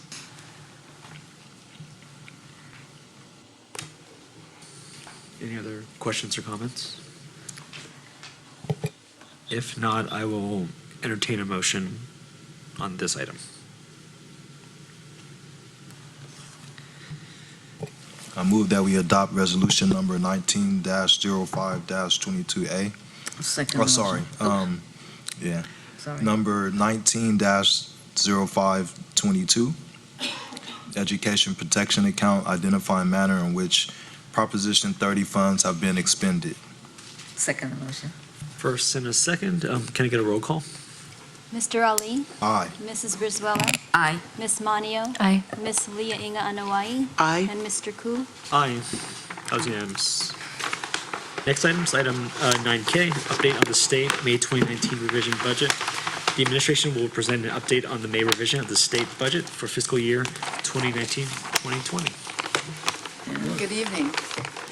Well, I seem to be up here pretty much every meeting recently. I'll be up here again with the next meeting with our proposed budget.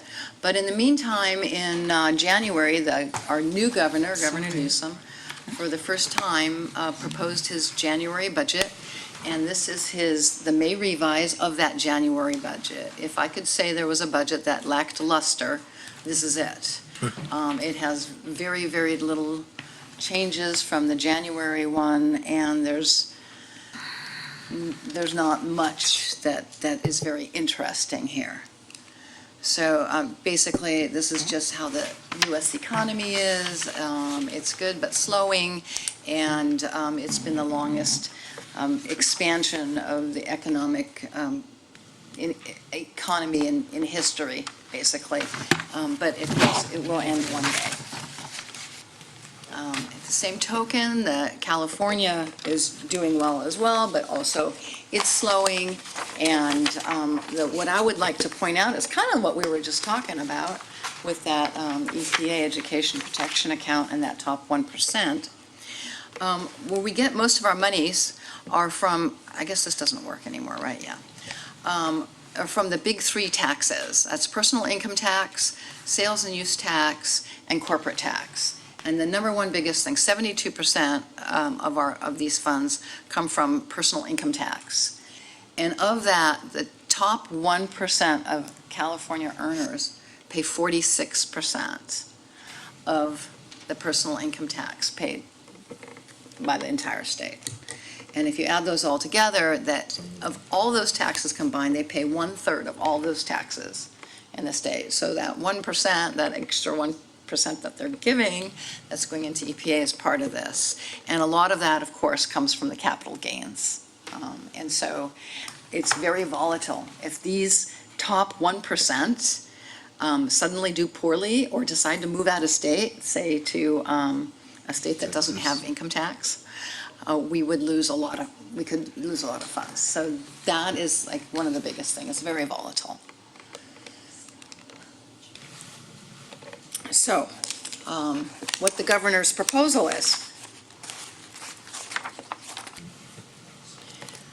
Well, first off, because we're still doing well in recovery and we're expanding, if you recall, some years ago, the Proposition 2, the rainy day fund, had two parts to it. It was a rainy day fund for state funds and rainy day fund for education. And then there was the district reserves would be triggered to have 6% at one point, but now it's 10% maximum reserve. So as the economy has been good, a certain amount of funds has been going to that state rainy day fund. And this year, the governor proposes putting $1.2 billion into that fund, bringing it up to $6.5 billion. That fund is constitutionally capped at 10%, and it's expected to be filled by the end of the following year, so 2021. This is the first year, because of these things that have been met, test one, maintenance factor paid off, capital gains being, that's at 1%, capital gains being more than 8% of the revenues, and Proposition 98 having the COLA, ADA and COLA funded. That's all met. This is the first year that monies are going to be put into the education rainy day fund, which actually is called the Public School Systems Stabilization Account. It's also referred to as Prop 98 Reserve, but everybody's calling it the rainy day fund for the most part. So Governor Newsom proposes to put nearly $400 million into it, and that was supposed to trigger our cap on reserves. However, a short while ago, a new requirement was added. As you see down there, it says new requirement, which is Senate Bill 751, that requires that rainy day fund to have at least 3% of what Prop 98 would be in it before it would trigger the reserve cap. But we're below the reserve cap anyway, but a lot of districts aren't. And so that would mean that as of today's money, that rainy day fund would have to have $2.1 billion in it, and the governor proposes putting $400 million in it. So that would be our first deposit into that fund. So I think that's rather significant that we've actually got to that point. So Prop 98, this governor, new governor, he's practicing cautious optimism. He does recognize that eventually a mild recession will come, or a moderate recession, and we need to be prepared for that. And those funds will help us to be prepared for that. Prop 98 has increased from over last year by $3 billion, brings it up to $81.1 billion. This is a test 1 year, and that means we get 1% of the general fund. And it's usually around 40%, and in this case, it's 38% of the funds are coming from the general fund, the state general fund. And then what they do is they go back over the prior 2 years and they kind of readjust what should Prop 98 have been in the prior years. Well, since the January proposal, 17-18 has gone up by 100 million, and 18-19 has gone up by 200 million. In some years in the past, there was like a maintenance factor that was caused because of that. Well, that only happens in a test 3 year.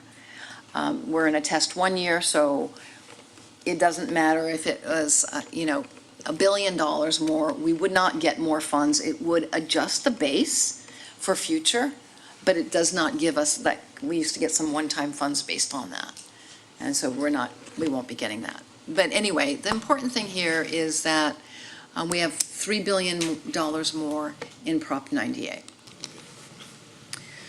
So what is the governor giving to education, K-12 education? Well, he's going to fund the COLA in the LCFF, and that has gone down since January. In January, it was 3.46%, and it has gone down to 3.26%. And so it's just under $2 billion to fund that, and that's an increase of $322 per ADA.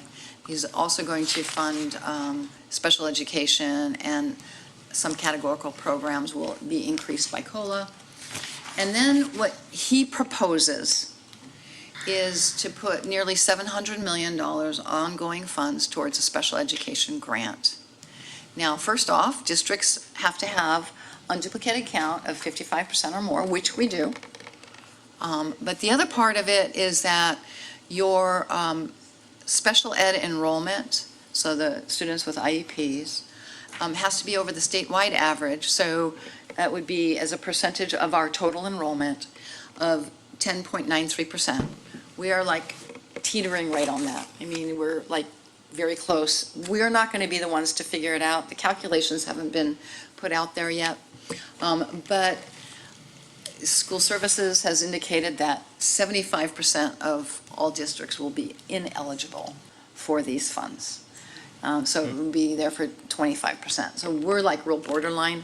And in being borderline, it's not just you get a huge amount, you get an amount commensurate with the amount you're over that borderline. So we'll see what happens as the legislature determines whether they want to accept his budget or not. And there's a slide later on that kind of talks about this a little bit. The big thing outside of funding the COLA and the LCFF is a $3.15 billion, one-time dollars, that's non-Prop 98 monies. That is going to fund some of the employers, yeah.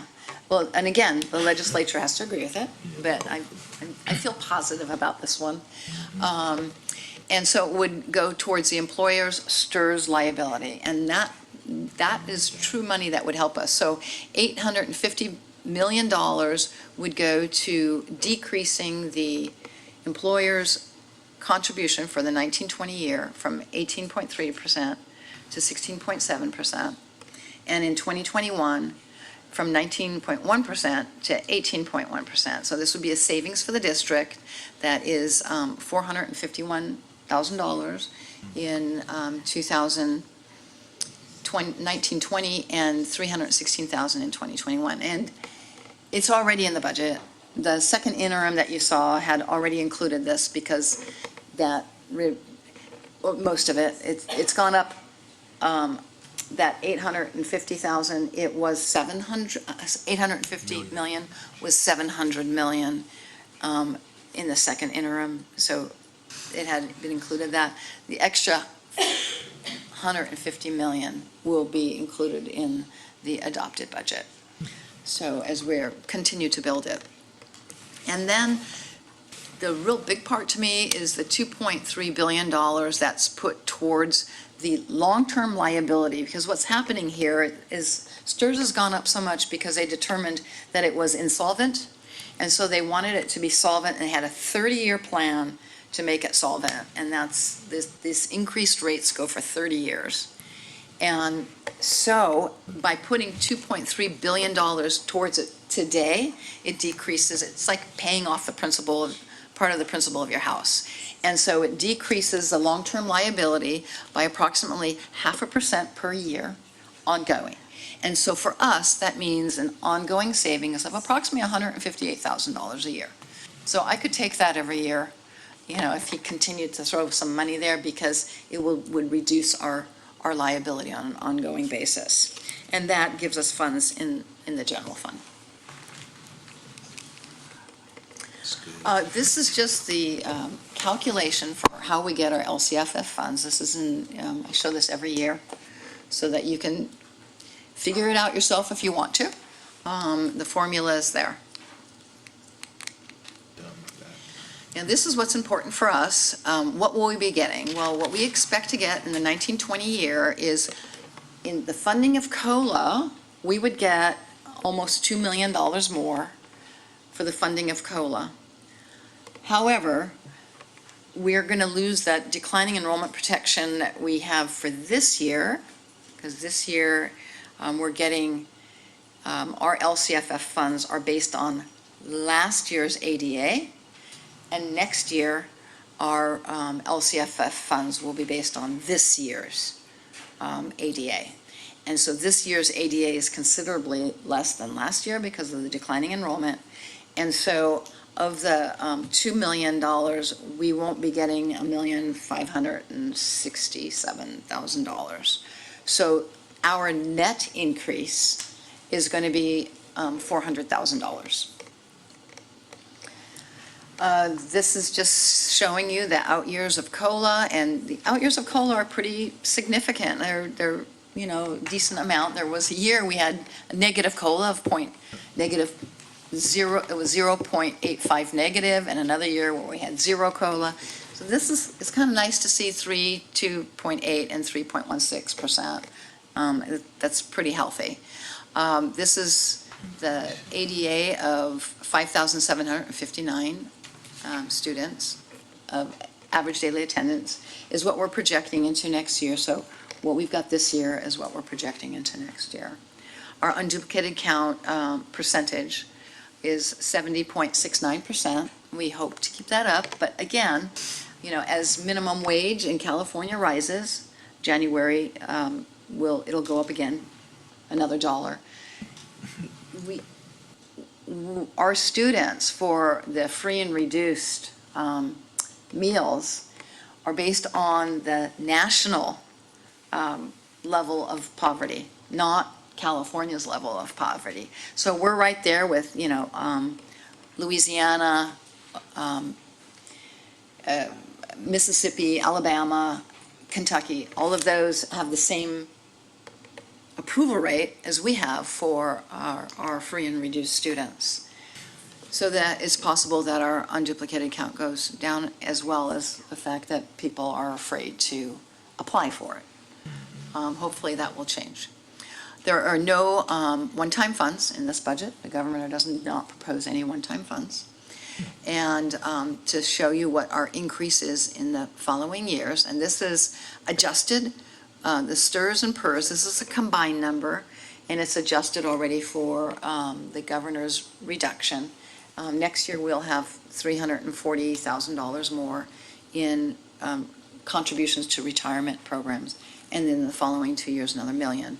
So what I want you to see here is that $340,000 more of STRS and PERS.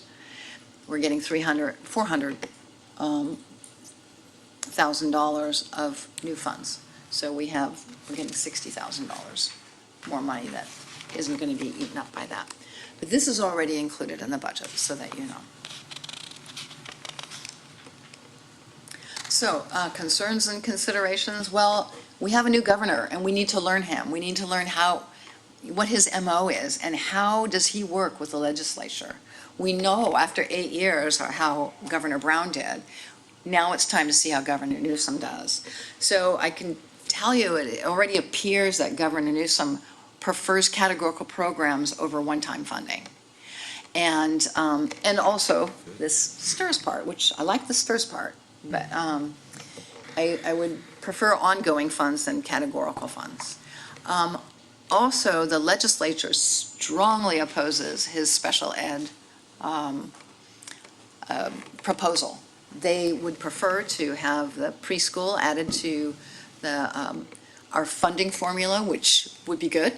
I would prefer that as well. And that's not to our LCFF funding formula, that's to our special ed funding formula. And we get about $513 per student, and not just for special ed. It's not based on just special ed students, our district-wide students. And that's for special ed purposes. They also would like to equalize the special ed funding. So over the years, special ed, like everything else, was out of whack. Different districts got different amounts per student. And they've been spending years, ever since I've been doing this, I think it's 22 years, I always remember they're trying to equalize what all the districts are getting to come up to the same amount. But every time they raise it, one district gets more money than the other districts. So they're trying to equalize it, and we're not at 90% equalization yet. And the legislature would like to try to equalize it to the 95th percentile. And we're like below, so we would get some money in that. And so I'm in favor of that as opposed to the other one, because I'm afraid we won't get anything in it anyway. Also, just to remind you, the LCFF is fully funded. There is no more gap funding. This is the last year. That's it. I mean, so at the moment, all we get is COLA towards LCFF. And as you've seen, though COLA is a good number, it's not a good enough number for education to fund it properly. And so there have been multiple bills that have gone for education funding that have just fallen one after the other. However, there is one now as well that is still active, and that is to raise the base of the LCFF. And that's what we want most of all, so that it's not earmarked for anything specific. Now, raise the base for how much? I don't know, but it would make a new target, and then hopefully we would at least get funded towards this new target in the future. Do you know what bill number that is by chance? I'm sorry? Do you know what bill number that is Bill by number. chance? Bill number. Bill number. Bill number. The bill number, I do Oh, actually. you do. Finally. I do. And the name of the person it was, oh gosh, it was, I think it might have been an Asian name, I'm not sure. So it's AB 39. 39? And it's to raise the base. Yes, I wonder if that's thing. So also, of course, concerns and considerations is our district enrollment and our unduplicated count percentage. That is what has caused most of our problems right today. And then to keep in mind that we are still working on 1920 negotiations now. So we will continue that. So next steps, well, the budget has to be passed by the end of this year. And it's following year. the LCAP. School year? School year, yes, sorry. Thank you. By June 30th. And it follows the LCAP. And what Ms. McCulloch presented to you has to be presented before the budget. And then they both have public hearings, and then at a separate meeting, the budget can be approved. Then the state will pass its budget. Legislature has till June 15th, the governor has till June 30th, and then we have 45 days to adjust our budget in accordance with the state budget, the adopted state budget. And that's it. Thank you. Before comments, I have one speaker card. Paul Hagan.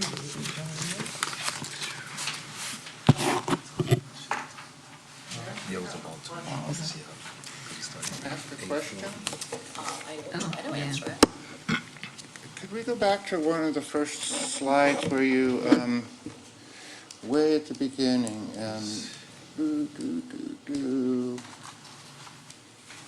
there we go. Whoop. There we go, that one. Back. The big three taxes. So there's a bullet point there, the top 1% pay approximately 46% of all personal income tax. Can you tell us who that top 1% is? Who's it? Pardon? I'm not. No, but do you know who those people are? Well, I would think Tim Cook probably is in there. Exxon? No, he's Apple. No, I know, but I know who. So The individual people, I don't. they're not individual people, most of them are corporations. That would be the corporate tax So, at the bottom. And they don't pay much, as we know. okay, so again, I'm just curious, Because this you is know, personal who. income tax, Okay. But, California personal income tax, Right. as opposed to state. so like Tim Cook and Other people. other people, so Doesn't pay either. if I understand, so if I just want to make sure I'm understanding, you bring that into your report because I'm not sure how is that relevant? I just basically say what the economies are like, the federal, the national economy, the state economy. And I bring it in because it's very volatile. I mean, if stocks tank, So- then the capital gains, which the top 1% are the biggest owners of capital gains. If those go down, then their taxes will go down, and both federal and state. And the funding in California will go down. So you mentioned something, I think. So, I think you mentioned something about that. can I interrupt here, Mr. Hagan? Public comment is not intended for a conversation with presenters. It's intended for comments to the board.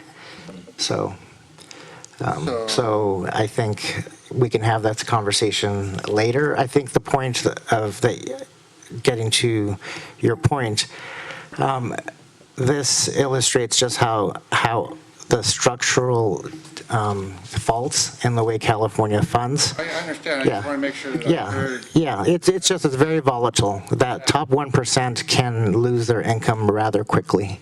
And then the general fund, then the general fund Now we're having drops another also. discussion here. So, yeah, so anyway, we can continue this at another time, but it is structural. But, you know, sometimes it's not clear why certain things are coming up in your report, so Okay, thank you. that's why. We're dependent on these taxes. Board comments, questions? No, but I think it looks like a better year coming up. Well, I'm not asking for anything, that's my opinion. It looks like it's going to be a better year. Stable, provided our enrollment stabilizes and hopefully grows. And it would be really nice if the legislature would increase the base of the LCFF, so that we've got something more to hope for than COLA. Yep. I do have a comment. Oh, unless you're. No, go ahead. First of all, thank you.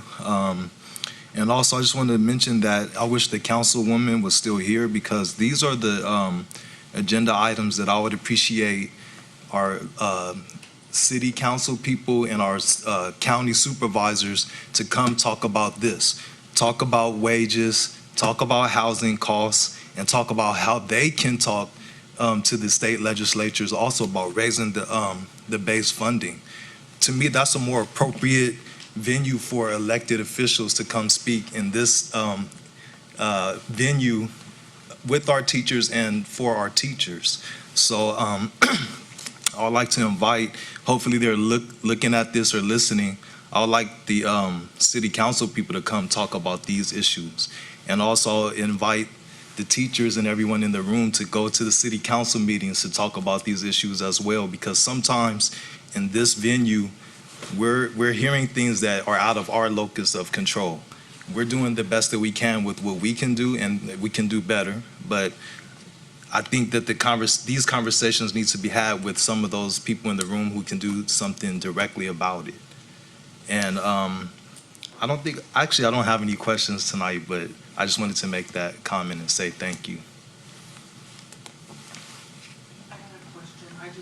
Clarification, I just processing, with regards to the special education grant, you had mentioned that we are not yet at the qualifying percentage, is that correct? No, we're borderline, so it depends on, the calculations haven't been determined yet, so we don't know exactly what's going to be included in the numerator or the denominator to determine if we're above or below that 10.93% state average.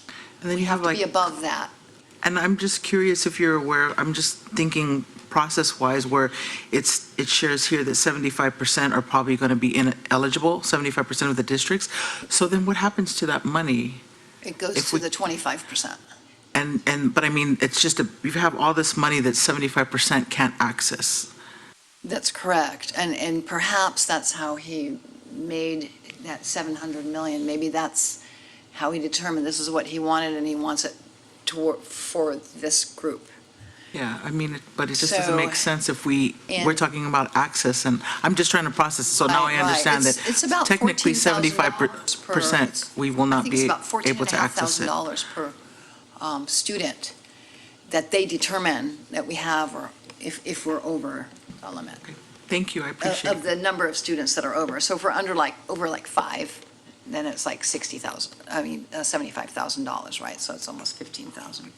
Yeah, this just underscores again the importance of elected officials, voters, constituents contacting state legislators, because they're the ones who write the bills to implement this. Right. And if Right, with that's Governor why I'm Brown, glad. This is Like a really good with for Governor me to Brown, they process. copied him, Like a Yeah. and they did categorical exactly what he said. Yeah. But I don't think it's the same with Governor Newsom. So. Right. That's why I prefer the equalization or adding the preschool to our count to be, determine what kind of funding we get. That, everybody gets that. This is just for a few. Thank you. I don't really have any other comments. Thank you. Next item is item 10A, certificated retirements. The administration recommends approval of the retirement requests from the following certificated employees and requests. Appropriate resolutions be prepared commending them for the years service with the district. Christine Acquisti, Barbara Barilli, Jane Breithauer, Susan Ray Lewis, and Cynthia Sims.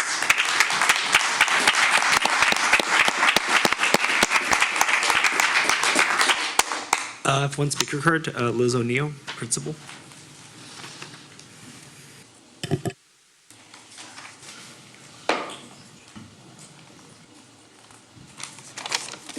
Hello, I'm Liz O'Neill, principal at Westlake Elementary.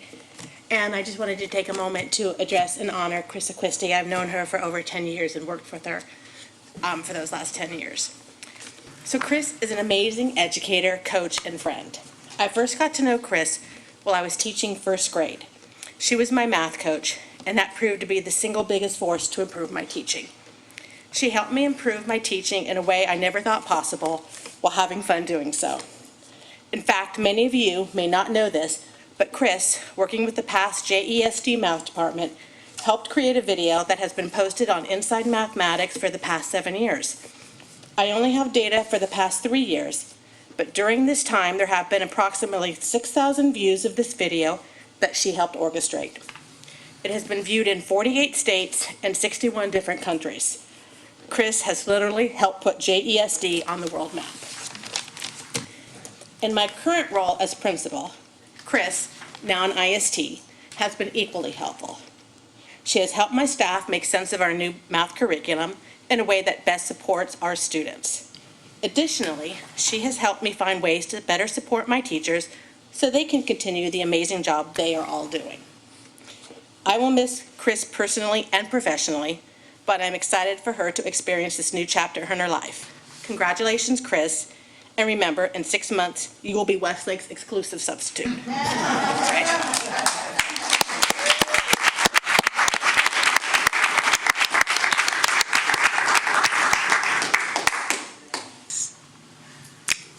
Any comments by members? If not, this is an action item. Yeah, we're gonna. So, is anybody else here? Well, I just want to congratulate everyone on their service. It's wonderful to know that you get to retire, you know? I think that's a huge accomplishment, and I hope I can leave a career that means something to me and not be forced out, for the lack of better words, but be able to exit on your own terms. So congratulations and thank you.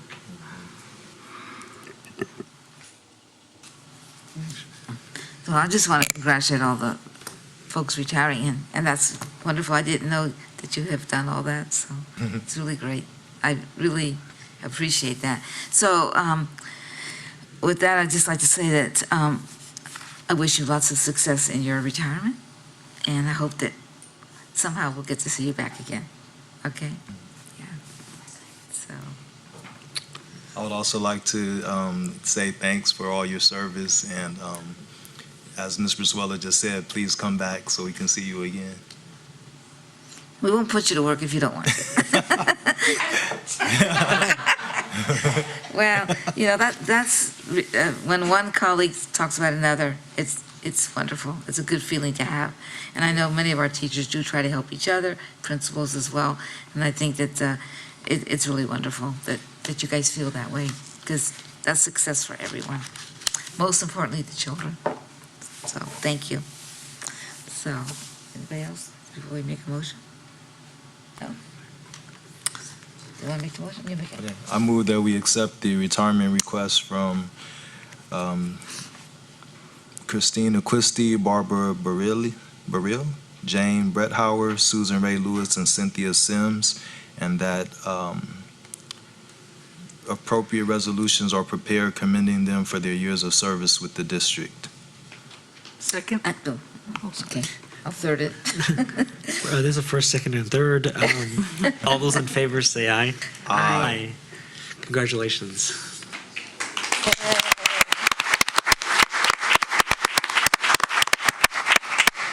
And I see other retirees here too. And we missed you guys also.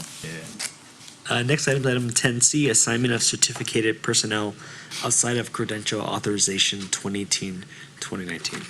Mr. Lindsay? So every year, we have to have the board take action for the assignment on certificated personnel outside of credential authorization. There's several EDCOs in which folks that have, in most cases, multiple subject credentials, but they have a particular talent or they've got a certain amount of units or grad units that allows them to teach outside of that. So in our case, I believe it's 1, 2, 3, 4, 5 different EDCOs that allow for a number of teachers. This year, the total amount of teachers that were able to be covered by this, I believe was 19 teachers. In years past, it's fluctuated. Last year, we had 10 teachers working in this capacity and 14 the year before. So we are recommending that the board consider and approve the assignment on certificate personnel working outside of the credential area for the 2018-19 year.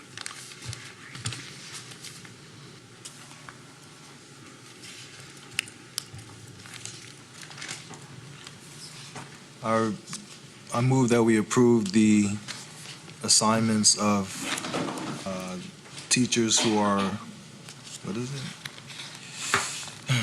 Working outside of How their- should I say this? Outside of their credential authorization. Yeah.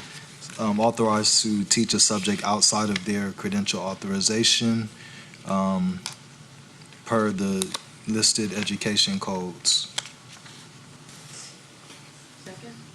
There's a first and a second. All those in favor say aye. Aye. That was unanimous.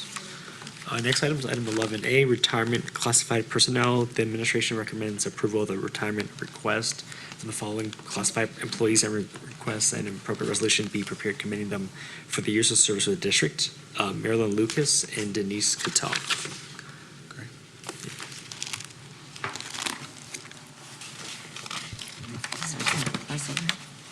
Okay, so I'd like to make a motion that we approve the retirement for Marilyn Lucas, instructional aide, in special education at George Washington, effective 6/15/19.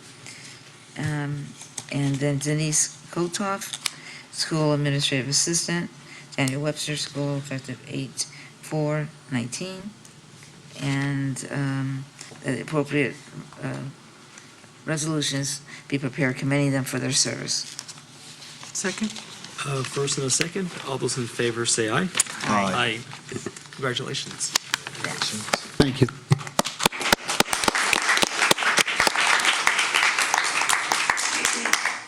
Next item is item Our 12. favorite thing. 12A, Board Policy Administrative Regulations, December 2018 CSBA Board Policy Revisions, first reading. Board will review and revise Board Policy Administrative Regulations from December 2018 CSBA Board Policy Revisions as stated in a first reading.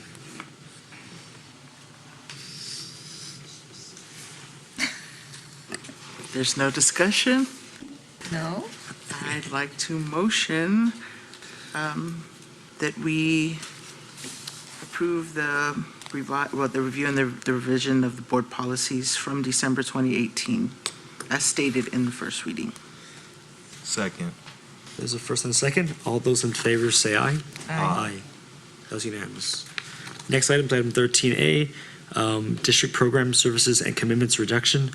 The board will review 2020-2021 budgeted items and determine ways to reduce district commitments, programs, and services in order to meet expenditure goals and for inclusion in the 2020-2021 LCAP. Yeah, so at the last meeting, we reviewed the way that the district has carefully managed expanding program services and supports, along with improvements in compensation and benefits, approximately 30% improvement over the last 5 to 6 years. So the board asked for an opportunity to review budget information on these improvements in hopes of identifying ways to reduce expenditures and free up funds for other purposes. As stated previously, this is an ongoing conversation. It doesn't end today, and likely given the time, it certainly will not end today. It's iterative in nature, cyclical. We go around. You'll have some questions. We'll come back with additional information. The LCAP process also yielded a lot of information in terms of input of our community about items that should be reduced, eliminated, or adjusted. So in your backup, you received a list of the programs and services that expanded or were shifted during LCFF. This last week, I've also taken some opportunity and added thoughts and considerations for the board to take into account in your deliberations. I'll pass those out in just a minute. You don't have to look at them. I just thought it might be helpful. I did not take this responsibility lightly. I personally built many aspects of these expansions and services. And I was just telling somebody earlier today, I feel like the mother in the story of Solomon with the baby, that you just can't, it's a hard place to be. So for me, it's difficult to consider dismantling anything when there's so many ways, and we hear so many ways that people want to expand services, not take away. So with that in mind, I will humbly submit to you my considerations to add to your deliberations. And I have copies here for the board. These are the same items that were in your backup, but they do include a short paragraph of my initial thoughts for you to consider. And I have stuff for the audience members as well.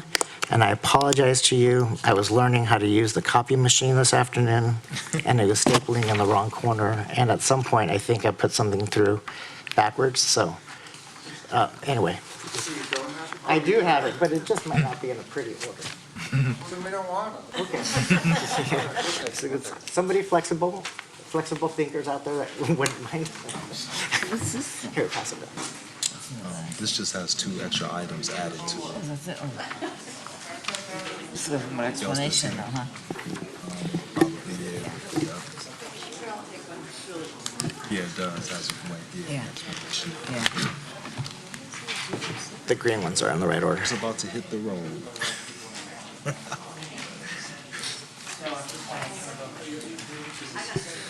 Turn it over to Mr. Koo to guide the conversation among the board. Okay. Ask questions. Okay, thank you, Mr. Dallas. Take some moments to review this.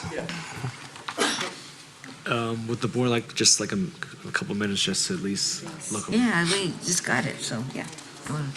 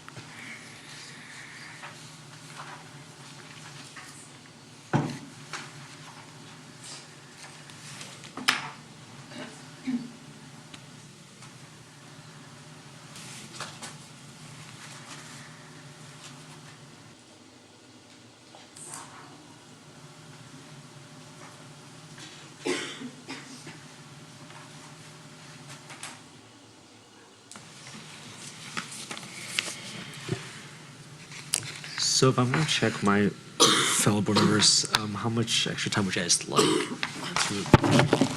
Couple minutes. A couple of minutes. Okay.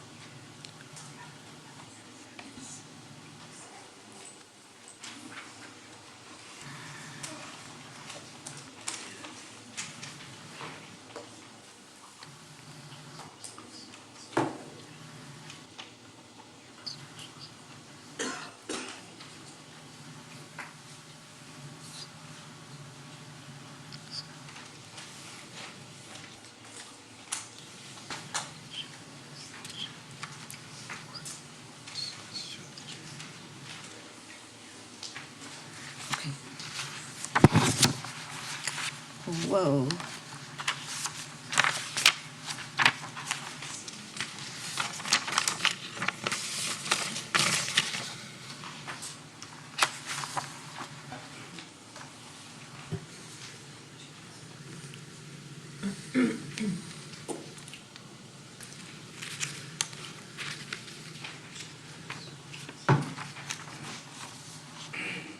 So is there anything left? Is there anything left after you made all these recommendations? It's like you went on and on.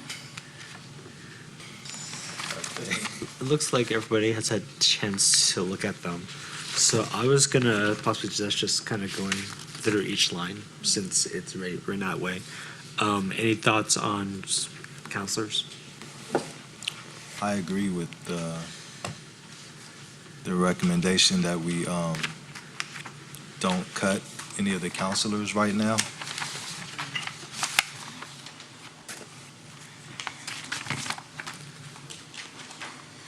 Any other thoughts?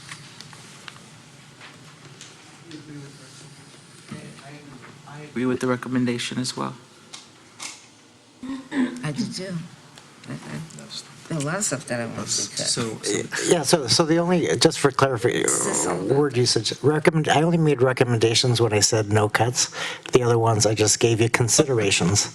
I'm not recommending, I just think these are the things to consider, and you might want to consider this as a result. So that's not necessarily a recommendation, it's just thoughts, okay? So I don't agree say. with the consideration. You agree with, no, this one, when I say no cut, that is a recommendation, but anyway. If I may ask, do we need to take an action on each item or? No, you just do not. No, this No, is no, no. just talking. Some of those? You're just talking right now, and at some point, you'll need to take action. Again, this is not something that's implemented in July 19. It doesn't take place until July 20. So we have a year to plan and bring back Oh, board actions, resolutions. Different types of employees require different ways of notification, so we have a whole year to make that plan. And, we also, Mr. Ali and Ms. Brizuela will remember, the whole intention of our reserves, when they started getting built up, is that we can respond to situations. You don't have to act right now. That's where we were in 2008 and 2010. We had to make a decision and tomorrow implement it. This, we have a whole year to implement and get used to it. And in many of these cases, people will retire, they'll leave, they'll find other positions, they'll transfer. So some of these things may work themselves out naturally if you take action at some point. But the board did have a desire to find additional funds, and so that's the primary thing, is that you want to be able to identify some additional funding. I think I said find funds, but I didn't mean take it out on all these people. Well, if we don't have extra revenue, that's the only option that we have. I know, but there's, That's the hard conversations that we have to make and the hard decisions. It's not popular, but we still have to do it. So if it sounds like it, for item A, it sounds like there's consensus to take the consideration of making no changes. Is that well, correct? we're not taking action on this, is what I'm hearing. Yeah, This is but- just for a conversation to say that we have a year to do it. Is that what I'm hearing you say? You wanted to find funds in the next couple of weeks, but we do have a week to implement and notify the folks. I mean, a year, I'm sorry. A year, That's what I mean, yeah. so, And if additional funds become available, you can reverse that. Yeah. So, Okay. We can continue moving on. Item B, instructional support teachers. Any thoughts or comments on this item? Well, I just had a thought on this one, was that as it says here, that we may wish to consider eliminating the remaining positions. I actually had a question. So you were saying to keep one and eliminate 6? Is that what you were? no, I was saying that the level of ISTs that we have is not sufficient to serve to the level that we would want. And so the board may want to consider not having any ISTs until additional funds become available, and we can fund them at the full level. Okay, I get it now.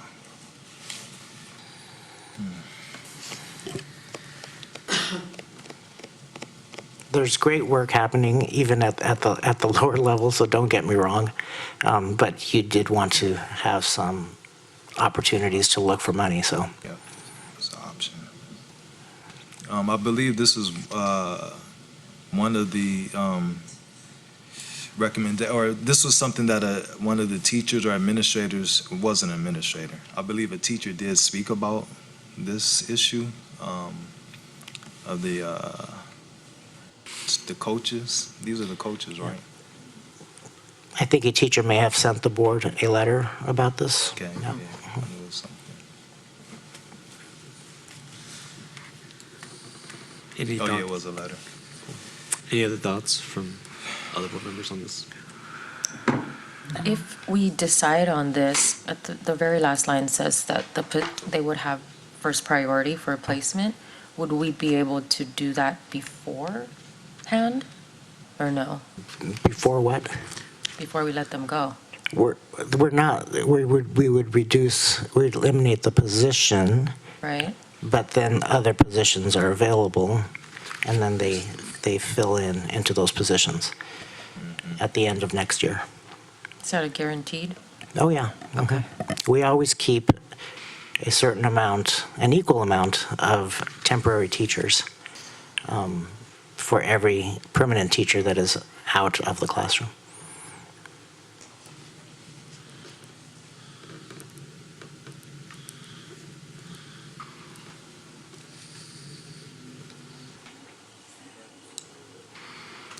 Any other thoughts on this item? preferences. Okay. Next item, item C, librarians and library aides. Well, we've already done this once before, and it didn't help the children much. I agree. I agree as well.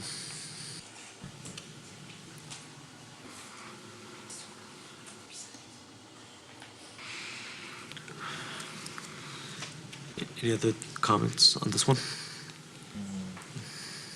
I just think that we should at least keep, a full-time librarian. So if we did think about eliminating, I wouldn't want to eliminate the full-time position. Yeah, that's not, what I included here was the extra librarians that we've added, not the base, because we recognize that 2012-13 was the base, the least amount of services that we could imagine. And so we're not considering that. It's just the additional ones that have been added since then. Okay.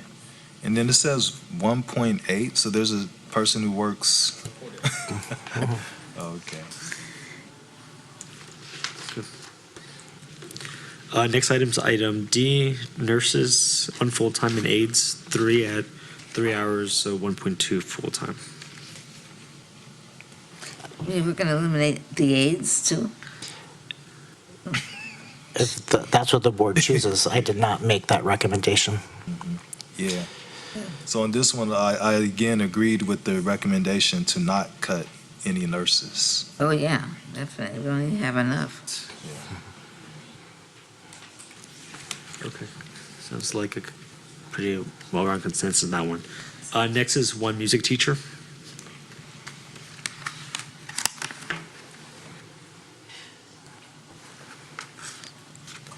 So was there ever an issue with only having 1 music teacher?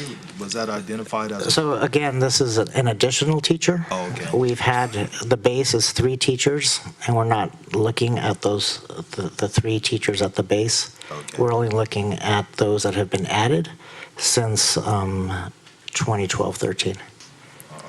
But will it affect the children taking music? There will be some reduction in program. We've also reduced the number of students. For many years, music teachers taught 3 periods at the middle school and spent the afternoons at the elementary school. When we hired the 4th teacher, middle school music teachers stayed for an additional period, so they were able to offer 1 more elective period of some kind of music instruction, and then spent less time at the elementary schools, but because now there's 4 of them, they can still cover the same amount of schools. So we just go back to where we were 8 years ago.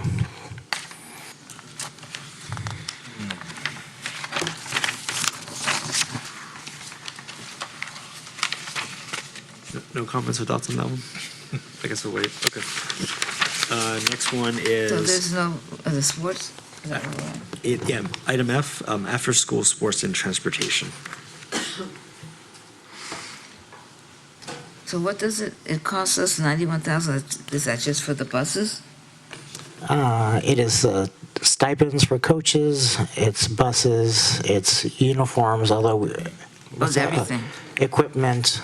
We use our facilities for most of those, and I don't know if we get charged for the track. Yeah, there's a small charge, so. For the track where? Westmore. Oh, Westmore. So schools are charging schools. We charge for staff. We do. I'm not certain how much they do. For staff that are needed to open, close, supervise. Mhm.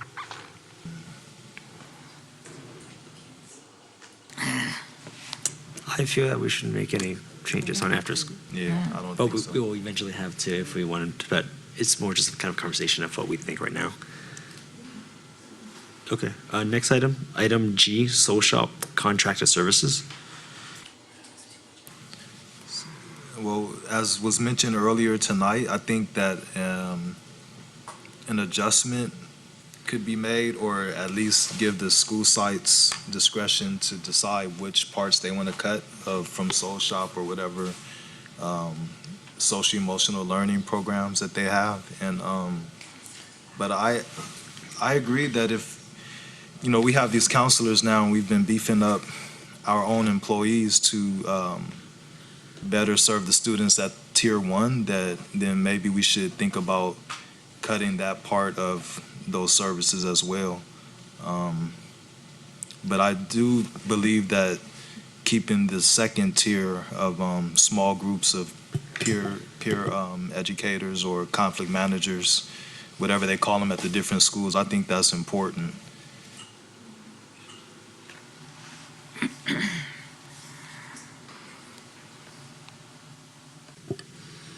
there are no other thoughts, I'll continue moving on. Item H, under additional school site services support, Dean at Susan B. Anthony Elementary School.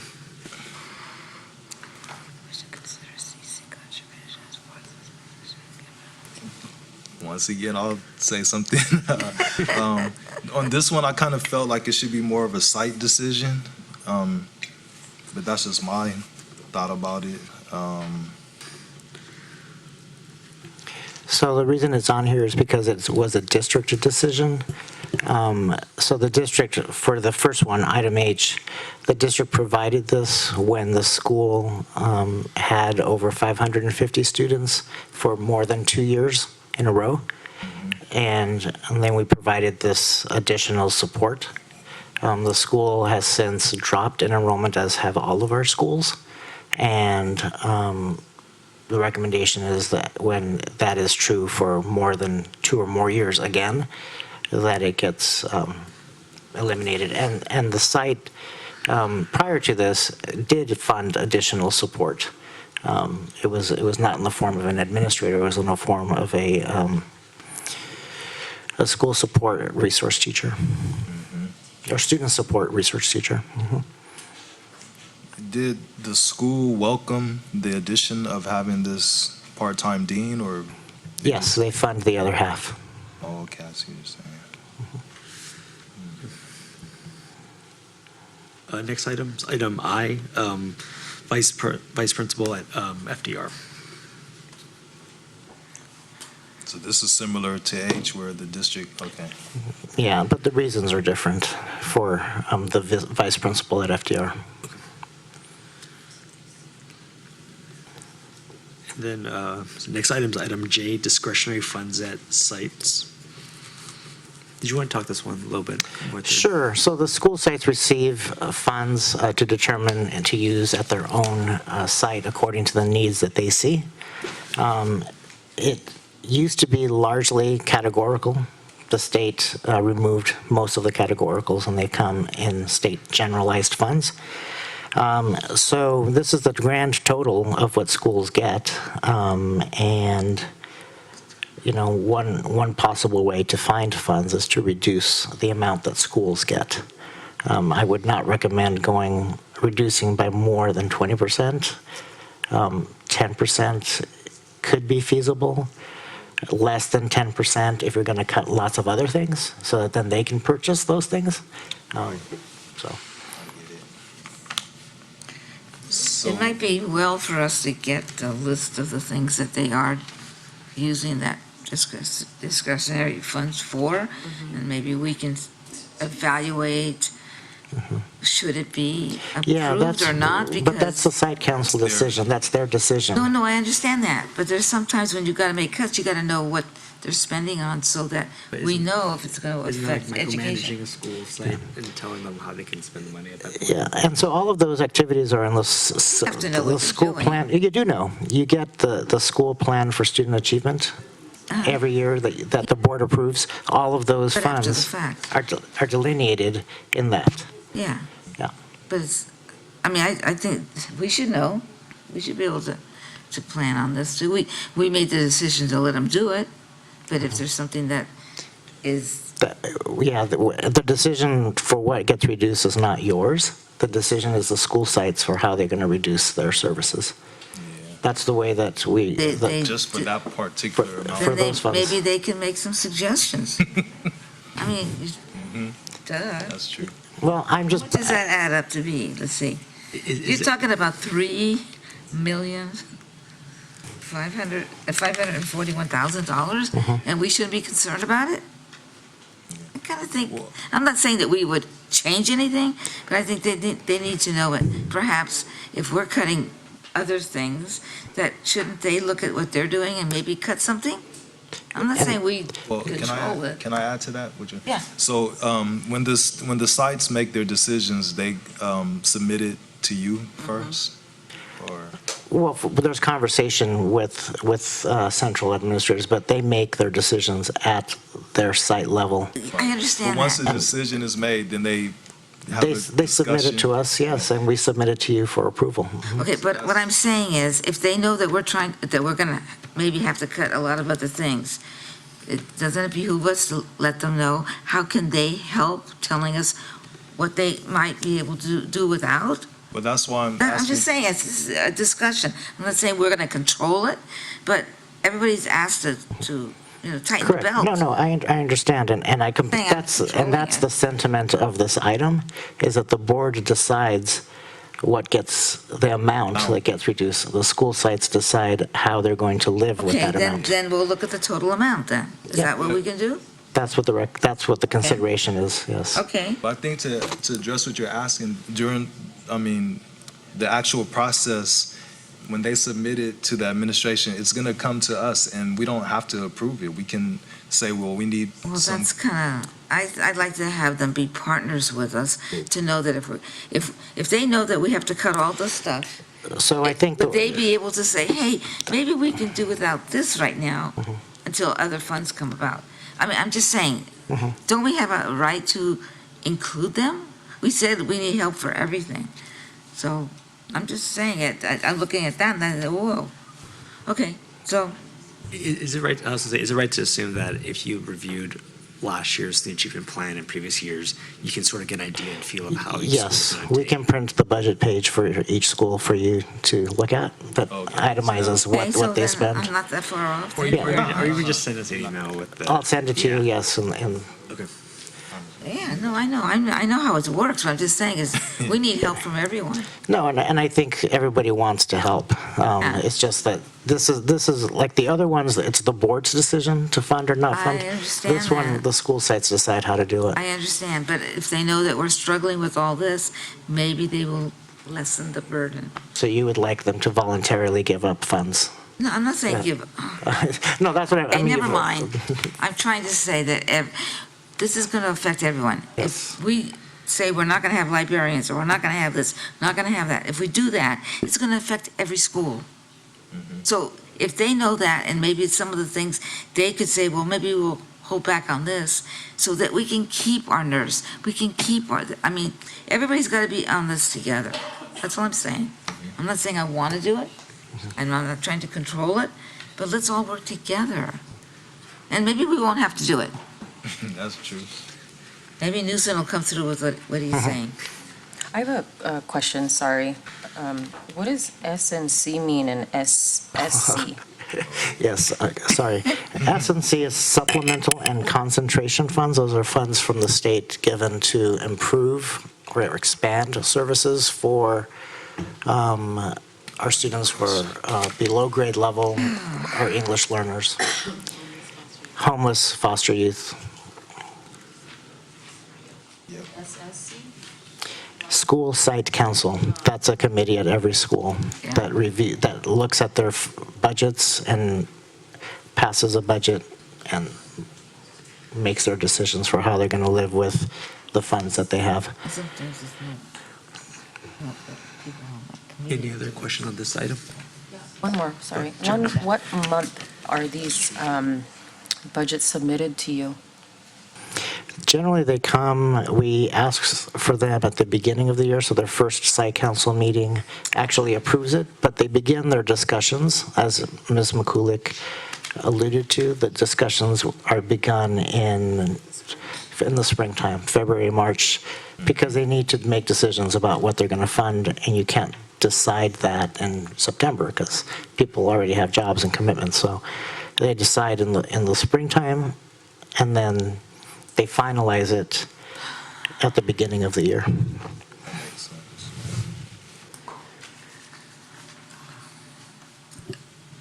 Okay, next item is item K, school site year-end balance at June 30th, 2019.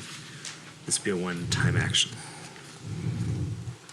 Could you clarify that? Yeah, so every year, school sites don't spend all of their money, and it's not that they don't spend the money that's allocated, it's that we believe that it's the same amount of money that gets rolled over every year. They spend 100% of their allocation, but then the previous year's carryover, they might add $10,000 to it, or it might be reduced by $10,000. So that is $750,000 conservatively, if that is determined that the board would like to use that in some way for a one-time purpose. And currently, the district takes that, assumes that money anyway? No, this stays in the school site budgets.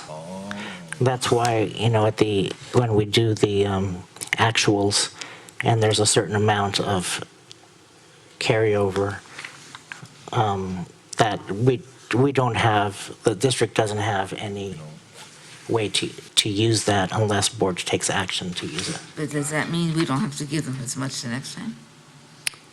That's not how traditionally the board has done it, but that's how you could choose to do it. You could choose to do that. That's what this item is essentially. Okay. Is that, Yeah, because, wait a minute. Use it or lose it. Yeah, well, don't tell me. Well, I think, just like our own, when you have the opportunity to have a little bit of a cushion, you do that. You just don't know what's going to happen. Yeah. So you keep a little cushion and you say, oh, it's great that we have this because now we can send this class on a field trip.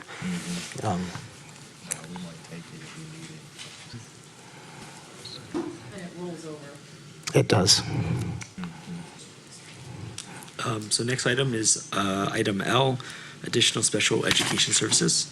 So it's one psychologist, two coordinators, two inclusion specialists, one orthopedically impaired services specialist, a half-time dean at JFK, and a half-time vice principal at FDR. No.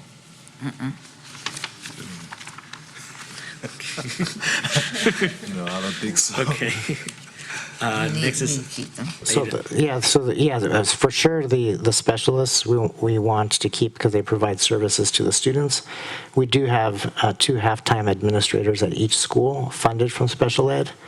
The reason, again, that they were funded there is because they had such a large number of special day classes, and a single principal was hard to make 70 IEPs, and so we thought we would add half-time. What's happened is at the same time that we've done that, we've also built the expertise of the program coordinators for special education, and so oftentimes they're attending a large number of IEPs, and the additional administrators aren't needed for that purpose. So that consideration is that you may want to transfer officially the responsibility for helping out with the overload of IEPs. But those coordinators, are they teachers? They're administrators also. Oh, they are. They're program coordinators, so they help with student placement, they help in IEP management. Yeah. Would we be able to ask the coordinators their opinion about that? The director of the their job. departments thought that could be doable, Even if they because they're doing it already. They're already doing they're already doing a large number of IEP management. No, that wasn't my question. It was, could we talk to them about these two part-time administrators and if they think that it's necessary? Oh, I see what you're saying. Oh, he's about the, which one are you wouldn't talking that, about? So you're asking if the coordinators think that the halftime VP or the halftime dean? Should have, I don't know. I mean, it's like the Does that affect their work at all? I knew that's why you're asking, because then if they're going to have to do Deal with more work, whatever, right, possibly. exactly. What I'm saying is that in my conversation with the director, now I didn't have a conversation with the coordinators, his belief was that the coordinators were already doing what we would be asking them to do. Like, it wouldn't necessarily be more. Like they're already sitting in on a large number of IEPs at these schools because they tend to be contentious and require more expertise. But of course, it is a loss of staff, and as are all of these items, and nobody likes to lose staff. So but you are interested in finding funds, I just thought I would put it out there for you. So what you're saying is the dean, the .5 dean, there's someone working only .5 hours? I mean, the, 0.5, the school picks up the other half with their discretionary funds oh, okay. to make it a full-time position. And is this in addition to, like for FDR, the vice principal? Is that in addition to, is that the only vice principal they have there? Yeah. So FDR, the district ends up funding the full position, half-time because of the K-8 configuration, and the other half because of their special ed composition. So if we were to reduce the special ed contribution, then the school would need to determine if they were going to fund the other half or if that position split among two different sites. I think that, hopefully we're going to have a hearing or, more discussion publicly about the special ed department. I don't think we should be cutting anything at this point or thinking about it until we have more of those conversations.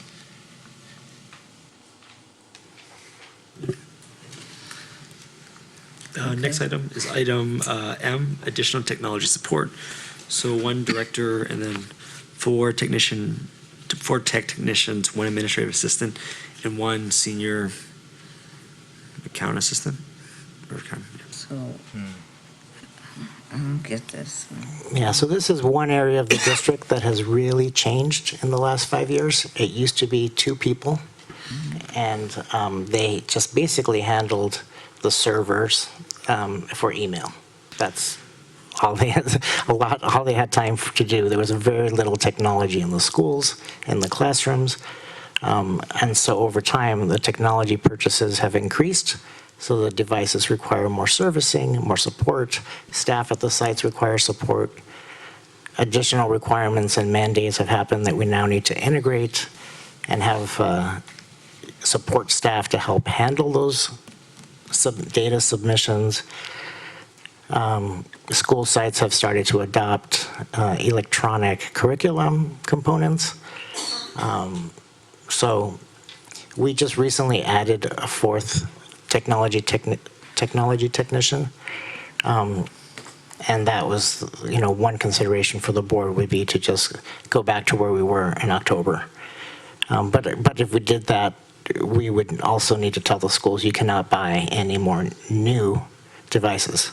Keep what you have, replace what you have, but don't increase what you have because that requires more people to help set up, boot them up, get them ready. And service them if they should start to act funny. How long will we ask for that? I guess like a moratorium on buying.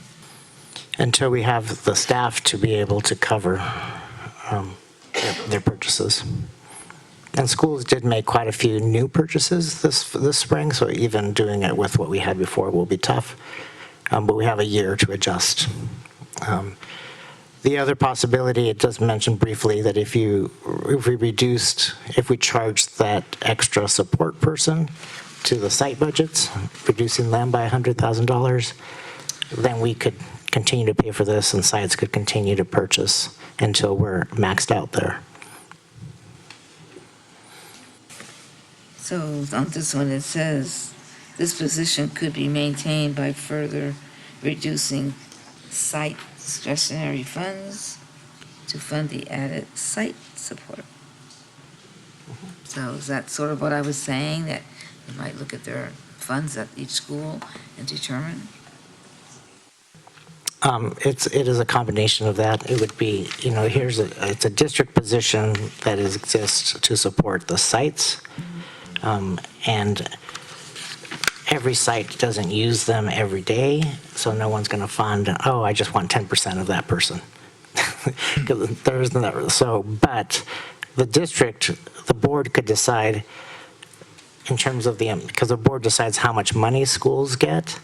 You made that decision at some point, and a big chunk of money was given in 2013 to school sites. Because we said that's where it can go. School sites can determine how to use it. When that decision was made, the board also said that's where we could go if we need to get more money. Because it's like, it served like a valve, Yes. you know? That's an easy control valve. Okay, I was trying to say it earlier. They were like looking at me like I was crazy. But the board does get to determine that allocation.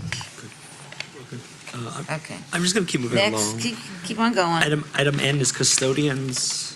We know what happened last time. Do you want to speak on custodians? Yeah, so 8 years ago, we had 7 custodians we've hired 7 custodians since then. And our schools right now have varying levels of custodial support. According to the CASBO percentages, 75% is the lowest. We have some that are over 100, probably like 120% of the recommendation, because everyone is pretty much staffed equally. Middle schools are staffed a certain way, and elementary schools. One consideration would be that if we reduced by 3, everybody would be readjusted to get to 75% of the CASBO service level. And There's this no is, savings in this? I'm sorry, the savings are on the, this was the one that was really hard to get not to split across pages. It's the last item at the bottom. It's the last item at the bottom. Well, what did you do? Yeah, these, I'm not familiar, I'm not great you on with next spreadsheets. I could have gone over to the tech department and had them help me, but they were overworked. So I can handle that on my own. How to put it on there. So, yeah, that was the one thing I just didn't have time to problem solve. Okay. I just remember what happened before when we reduced them. It was really, it was bad. Yeah. And right last time now, the whole status of that department is a lot. Yeah. lot of So we have, this is one of the ones where it's likely that we would never have to lay off anybody, because there's a lot of positions in custodial.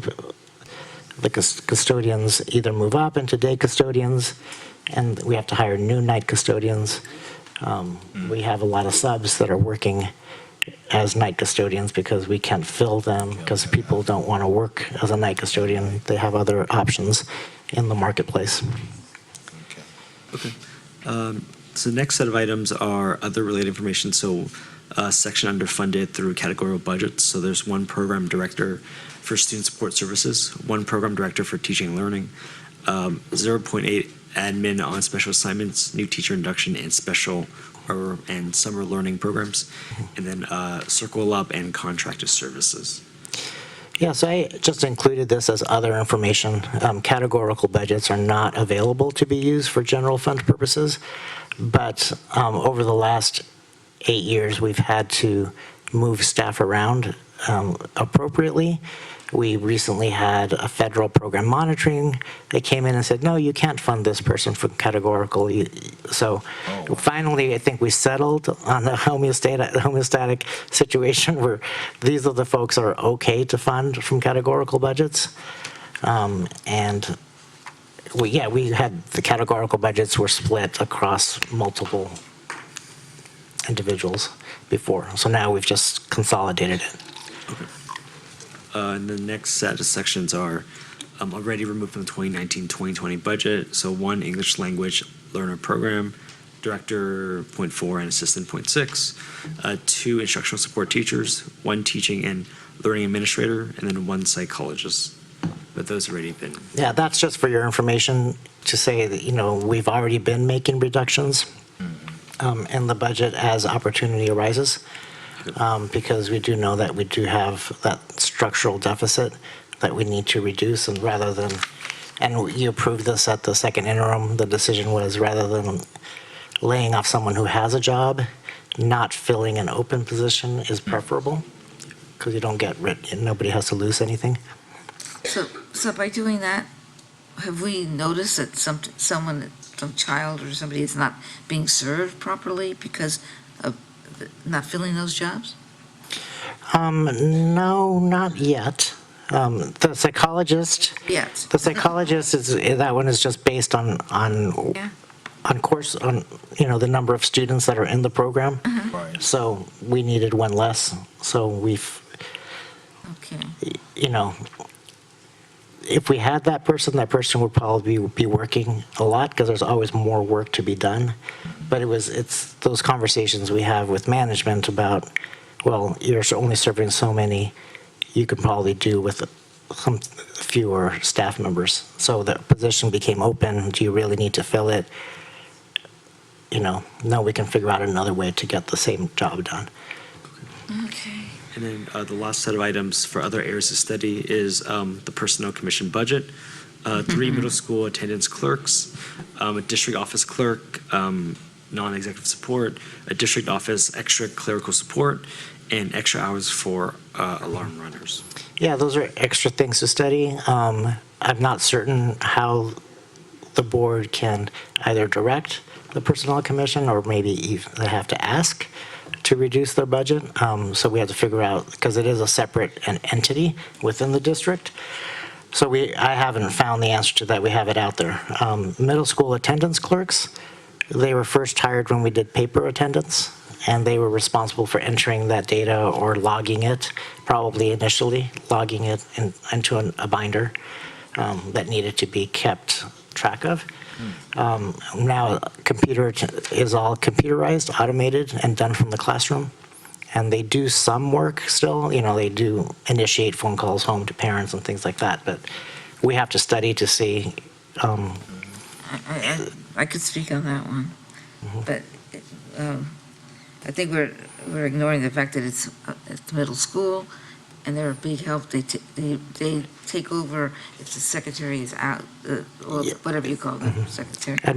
School administrative Yeah. assistants, When yes. they're gone, they take over. Yeah. When they have working on a project that they can't be disturbed, they take over.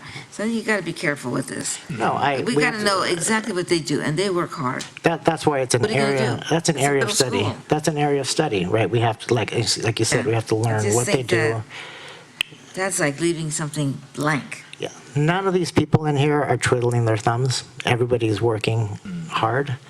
And I mean, it's Yeah, every it's- middle school. No. Yeah. So those were all the items. I don't know if the board wants to take action on any of these, but I know we could continue this on. I have a question though, on something here. What is extra hours alarm runners? so we I've heard have of a- that description before. Yeah, we have an alarm system that goes off, a couple times a night sometimes.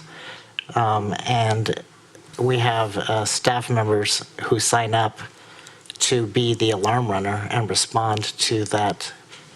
They'll get in their car and they'll drive to whatever school site, whatever classroom, the alarm went off, and check, is everything Couldn't that just be okay? hooked up to the police department and let them go over and see what's going on?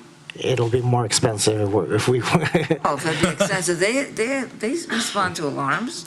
Okay, just a suggestion. we could engage in a contract with a security company that will do that. So, okay, so if we don't have that position, that means we don't find out what's going on at school at night? Yes, and Alarm goes the off? window stays open, the window stays broken, the classroom Gotta door's discuss this a open. little bit more. So, so the things that set off an alarm, a door's opened, a window's open or broken, movement in the classroom sets off the alarm. Yep. So those are the things that they respond to. About half the time, they're real, and the other half, a fan turned on or something, and And if nothing happens and they're on call, they get a base, I believe it's. I thought it was supposed to be you pay them 4 hours. There's a base of on-call if nothing Yeah. gets happened, but once they It's get at least 4 called, you hours. get your More hour. money, okay. No, I think if they get a call and they go out, and they go there and come right back home, they're paid 4 hours. That's my understanding. well, it's in the contract, and we can look at that and give Yeah, it to you. check it out because, okay, so another thing is, okay, you told me what that is. The other one is district office extra clerical support. What is that? So, over the years, the positions at the district office have been reduced, and there are certain times of year when there's more work than there are hands. And so we solicit the support of some of our retired personnel or some of our staff members who don't work full-time. So I see them once in a while going in the That's what, building. yeah, so they're working on processing new employees in August. There's also, there's different, this year we have a special project, a scanning project we're making where we did have a contract I don't want it to take too long. to turn everything electronic, but we figured we could do it less expensive if we had somebody who could do it. Okay, so I'm not going to ask a lot of other questions. I think with this piece of paper, it would be more valuable to us to see what won't get done if that position any position is done away with, and who will do it, who will take care of the work that doesn't get done, that's all.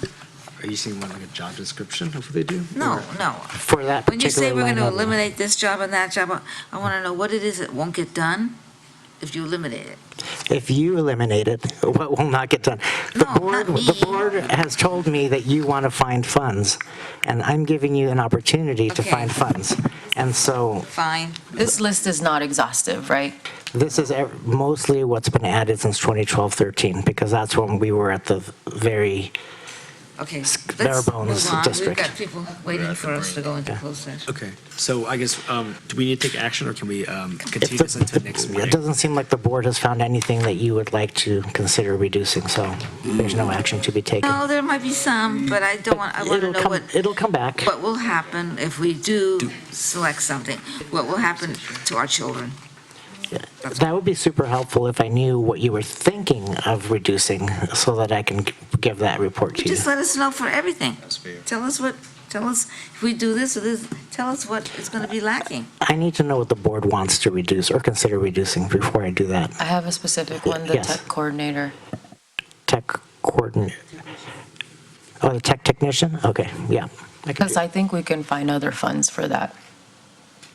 I mean, we're the suburb of Silicon Valley, somebody can fund that, right? Perhaps.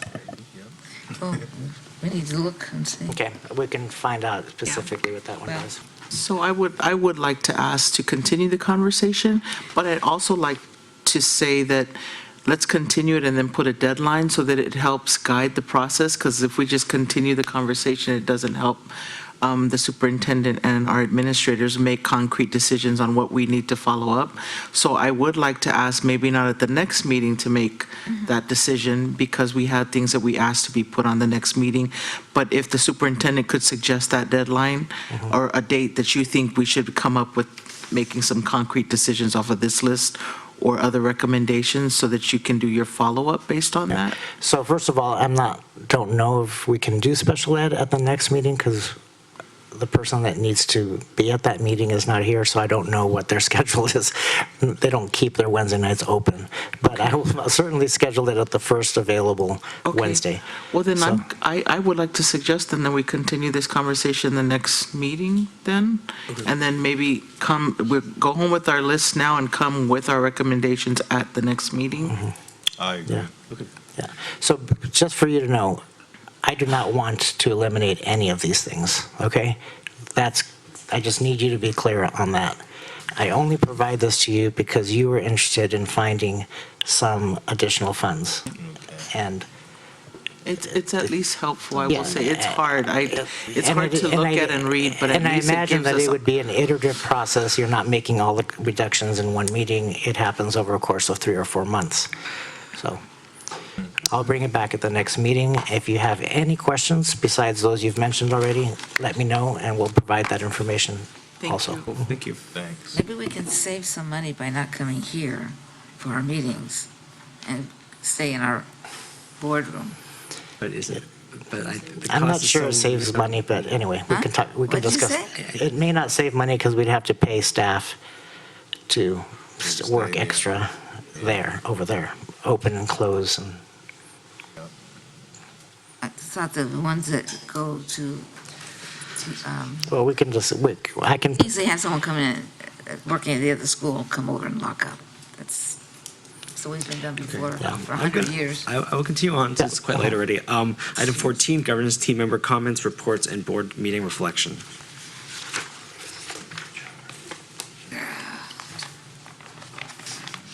This is tough. This is tough. That's my reflection for today. But hopefully the next meeting will come back refreshed. Who knows, we may walk in here. I'm going to remain hopeful that we may walk in next meeting and say, hey, we found some people to fund some things, or make a little bit more sense of how we don't have to make so many reductions. But my reflection and my takeaway today is that I'm grateful for all of our staff. I'm grateful for everyone in JESD, but because I'm so grateful for all of the hearts and hands that do the incredible work that lift our students up, it makes this very, very difficult to digest. And, I was at work today and I wore red because our staff wore red, and we lost 5 staff today. And we said goodbye to them. So coming into this meeting today, I just couldn't pull myself together because it's hard to see teachers leave, and then you leave your day job and come here and go through the same thing. It's been very, very taxing, so our hearts are in it, and I love that I know that, but my reflection is encouragement to stay strong, and let's remain hopeful that we continue to have wisdom to make good decisions. And thank you.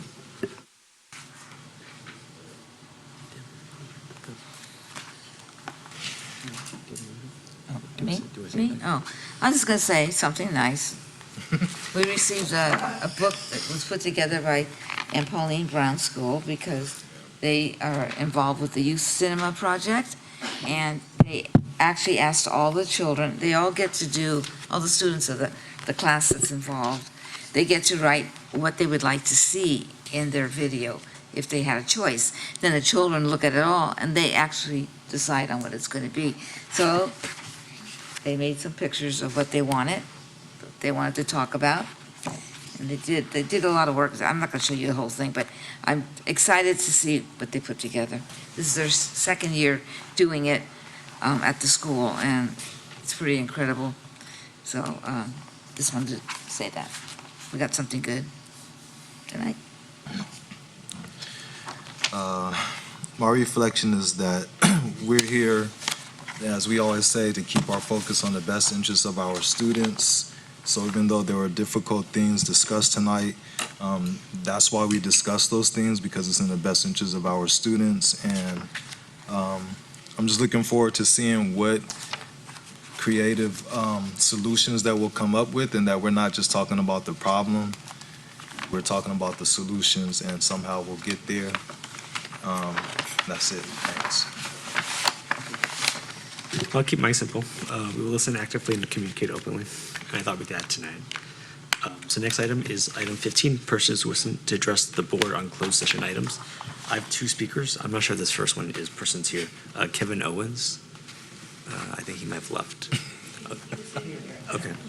It's pretty late. And then Paul Hagan, president of Really AFT 3267. You still here? 10:20.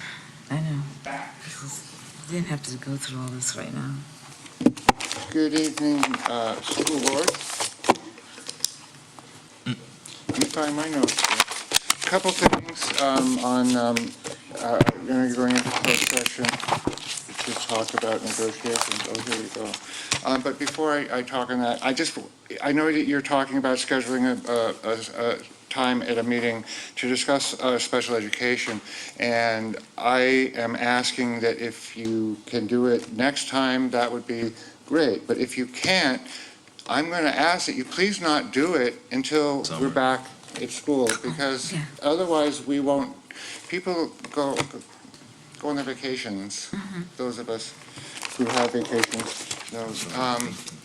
So if we could not do that during the summer, because it's something that's really important. I think that the employees need to be a part of that conversation, at least be able to hear it. So that's one just request I have. But on here's what I came up to speak about. I'll get it together. No. Sorry. Get a headache.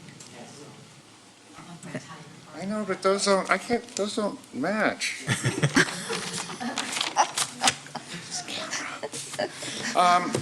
Okay, I got a couple on going into negotiations. There's something that we have, that the union have proposed this year. It's not a cost item, so when we're talking here so much about what we can do with such a tight budget, this is something I think that we can do without affecting our budget at all. But we have, just to put in context, today we heard the largest concerns voiced, well, let me just point this out. The largest concerns voiced by our membership over the last 2 years in our negotiation surveys that we put out before we go into negotiations to find out what our membership wants us to negotiate for.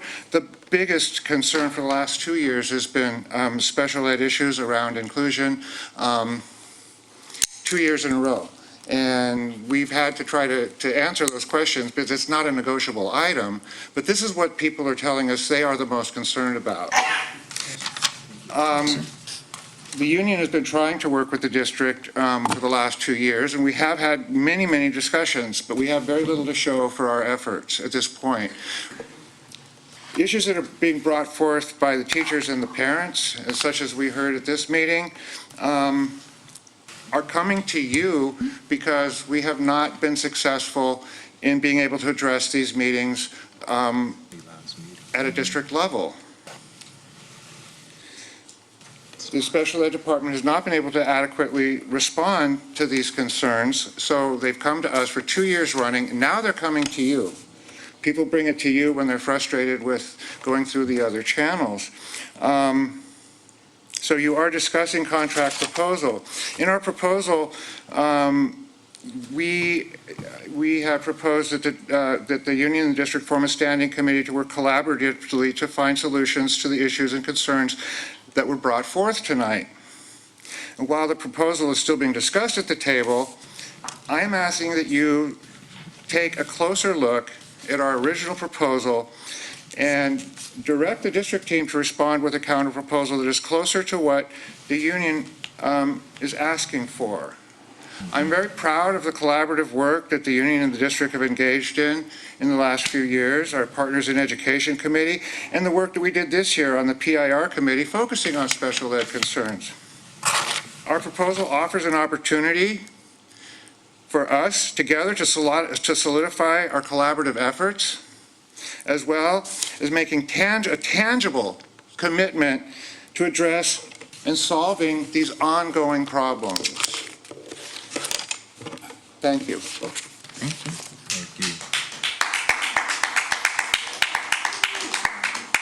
So before we convene to closed session, I wanted to ask for a moment of silence in memory of Mr. David Dart, who's the father of Melinda Dart, former teacher and president of AFT 3267. So if I can ask for a moment of silence.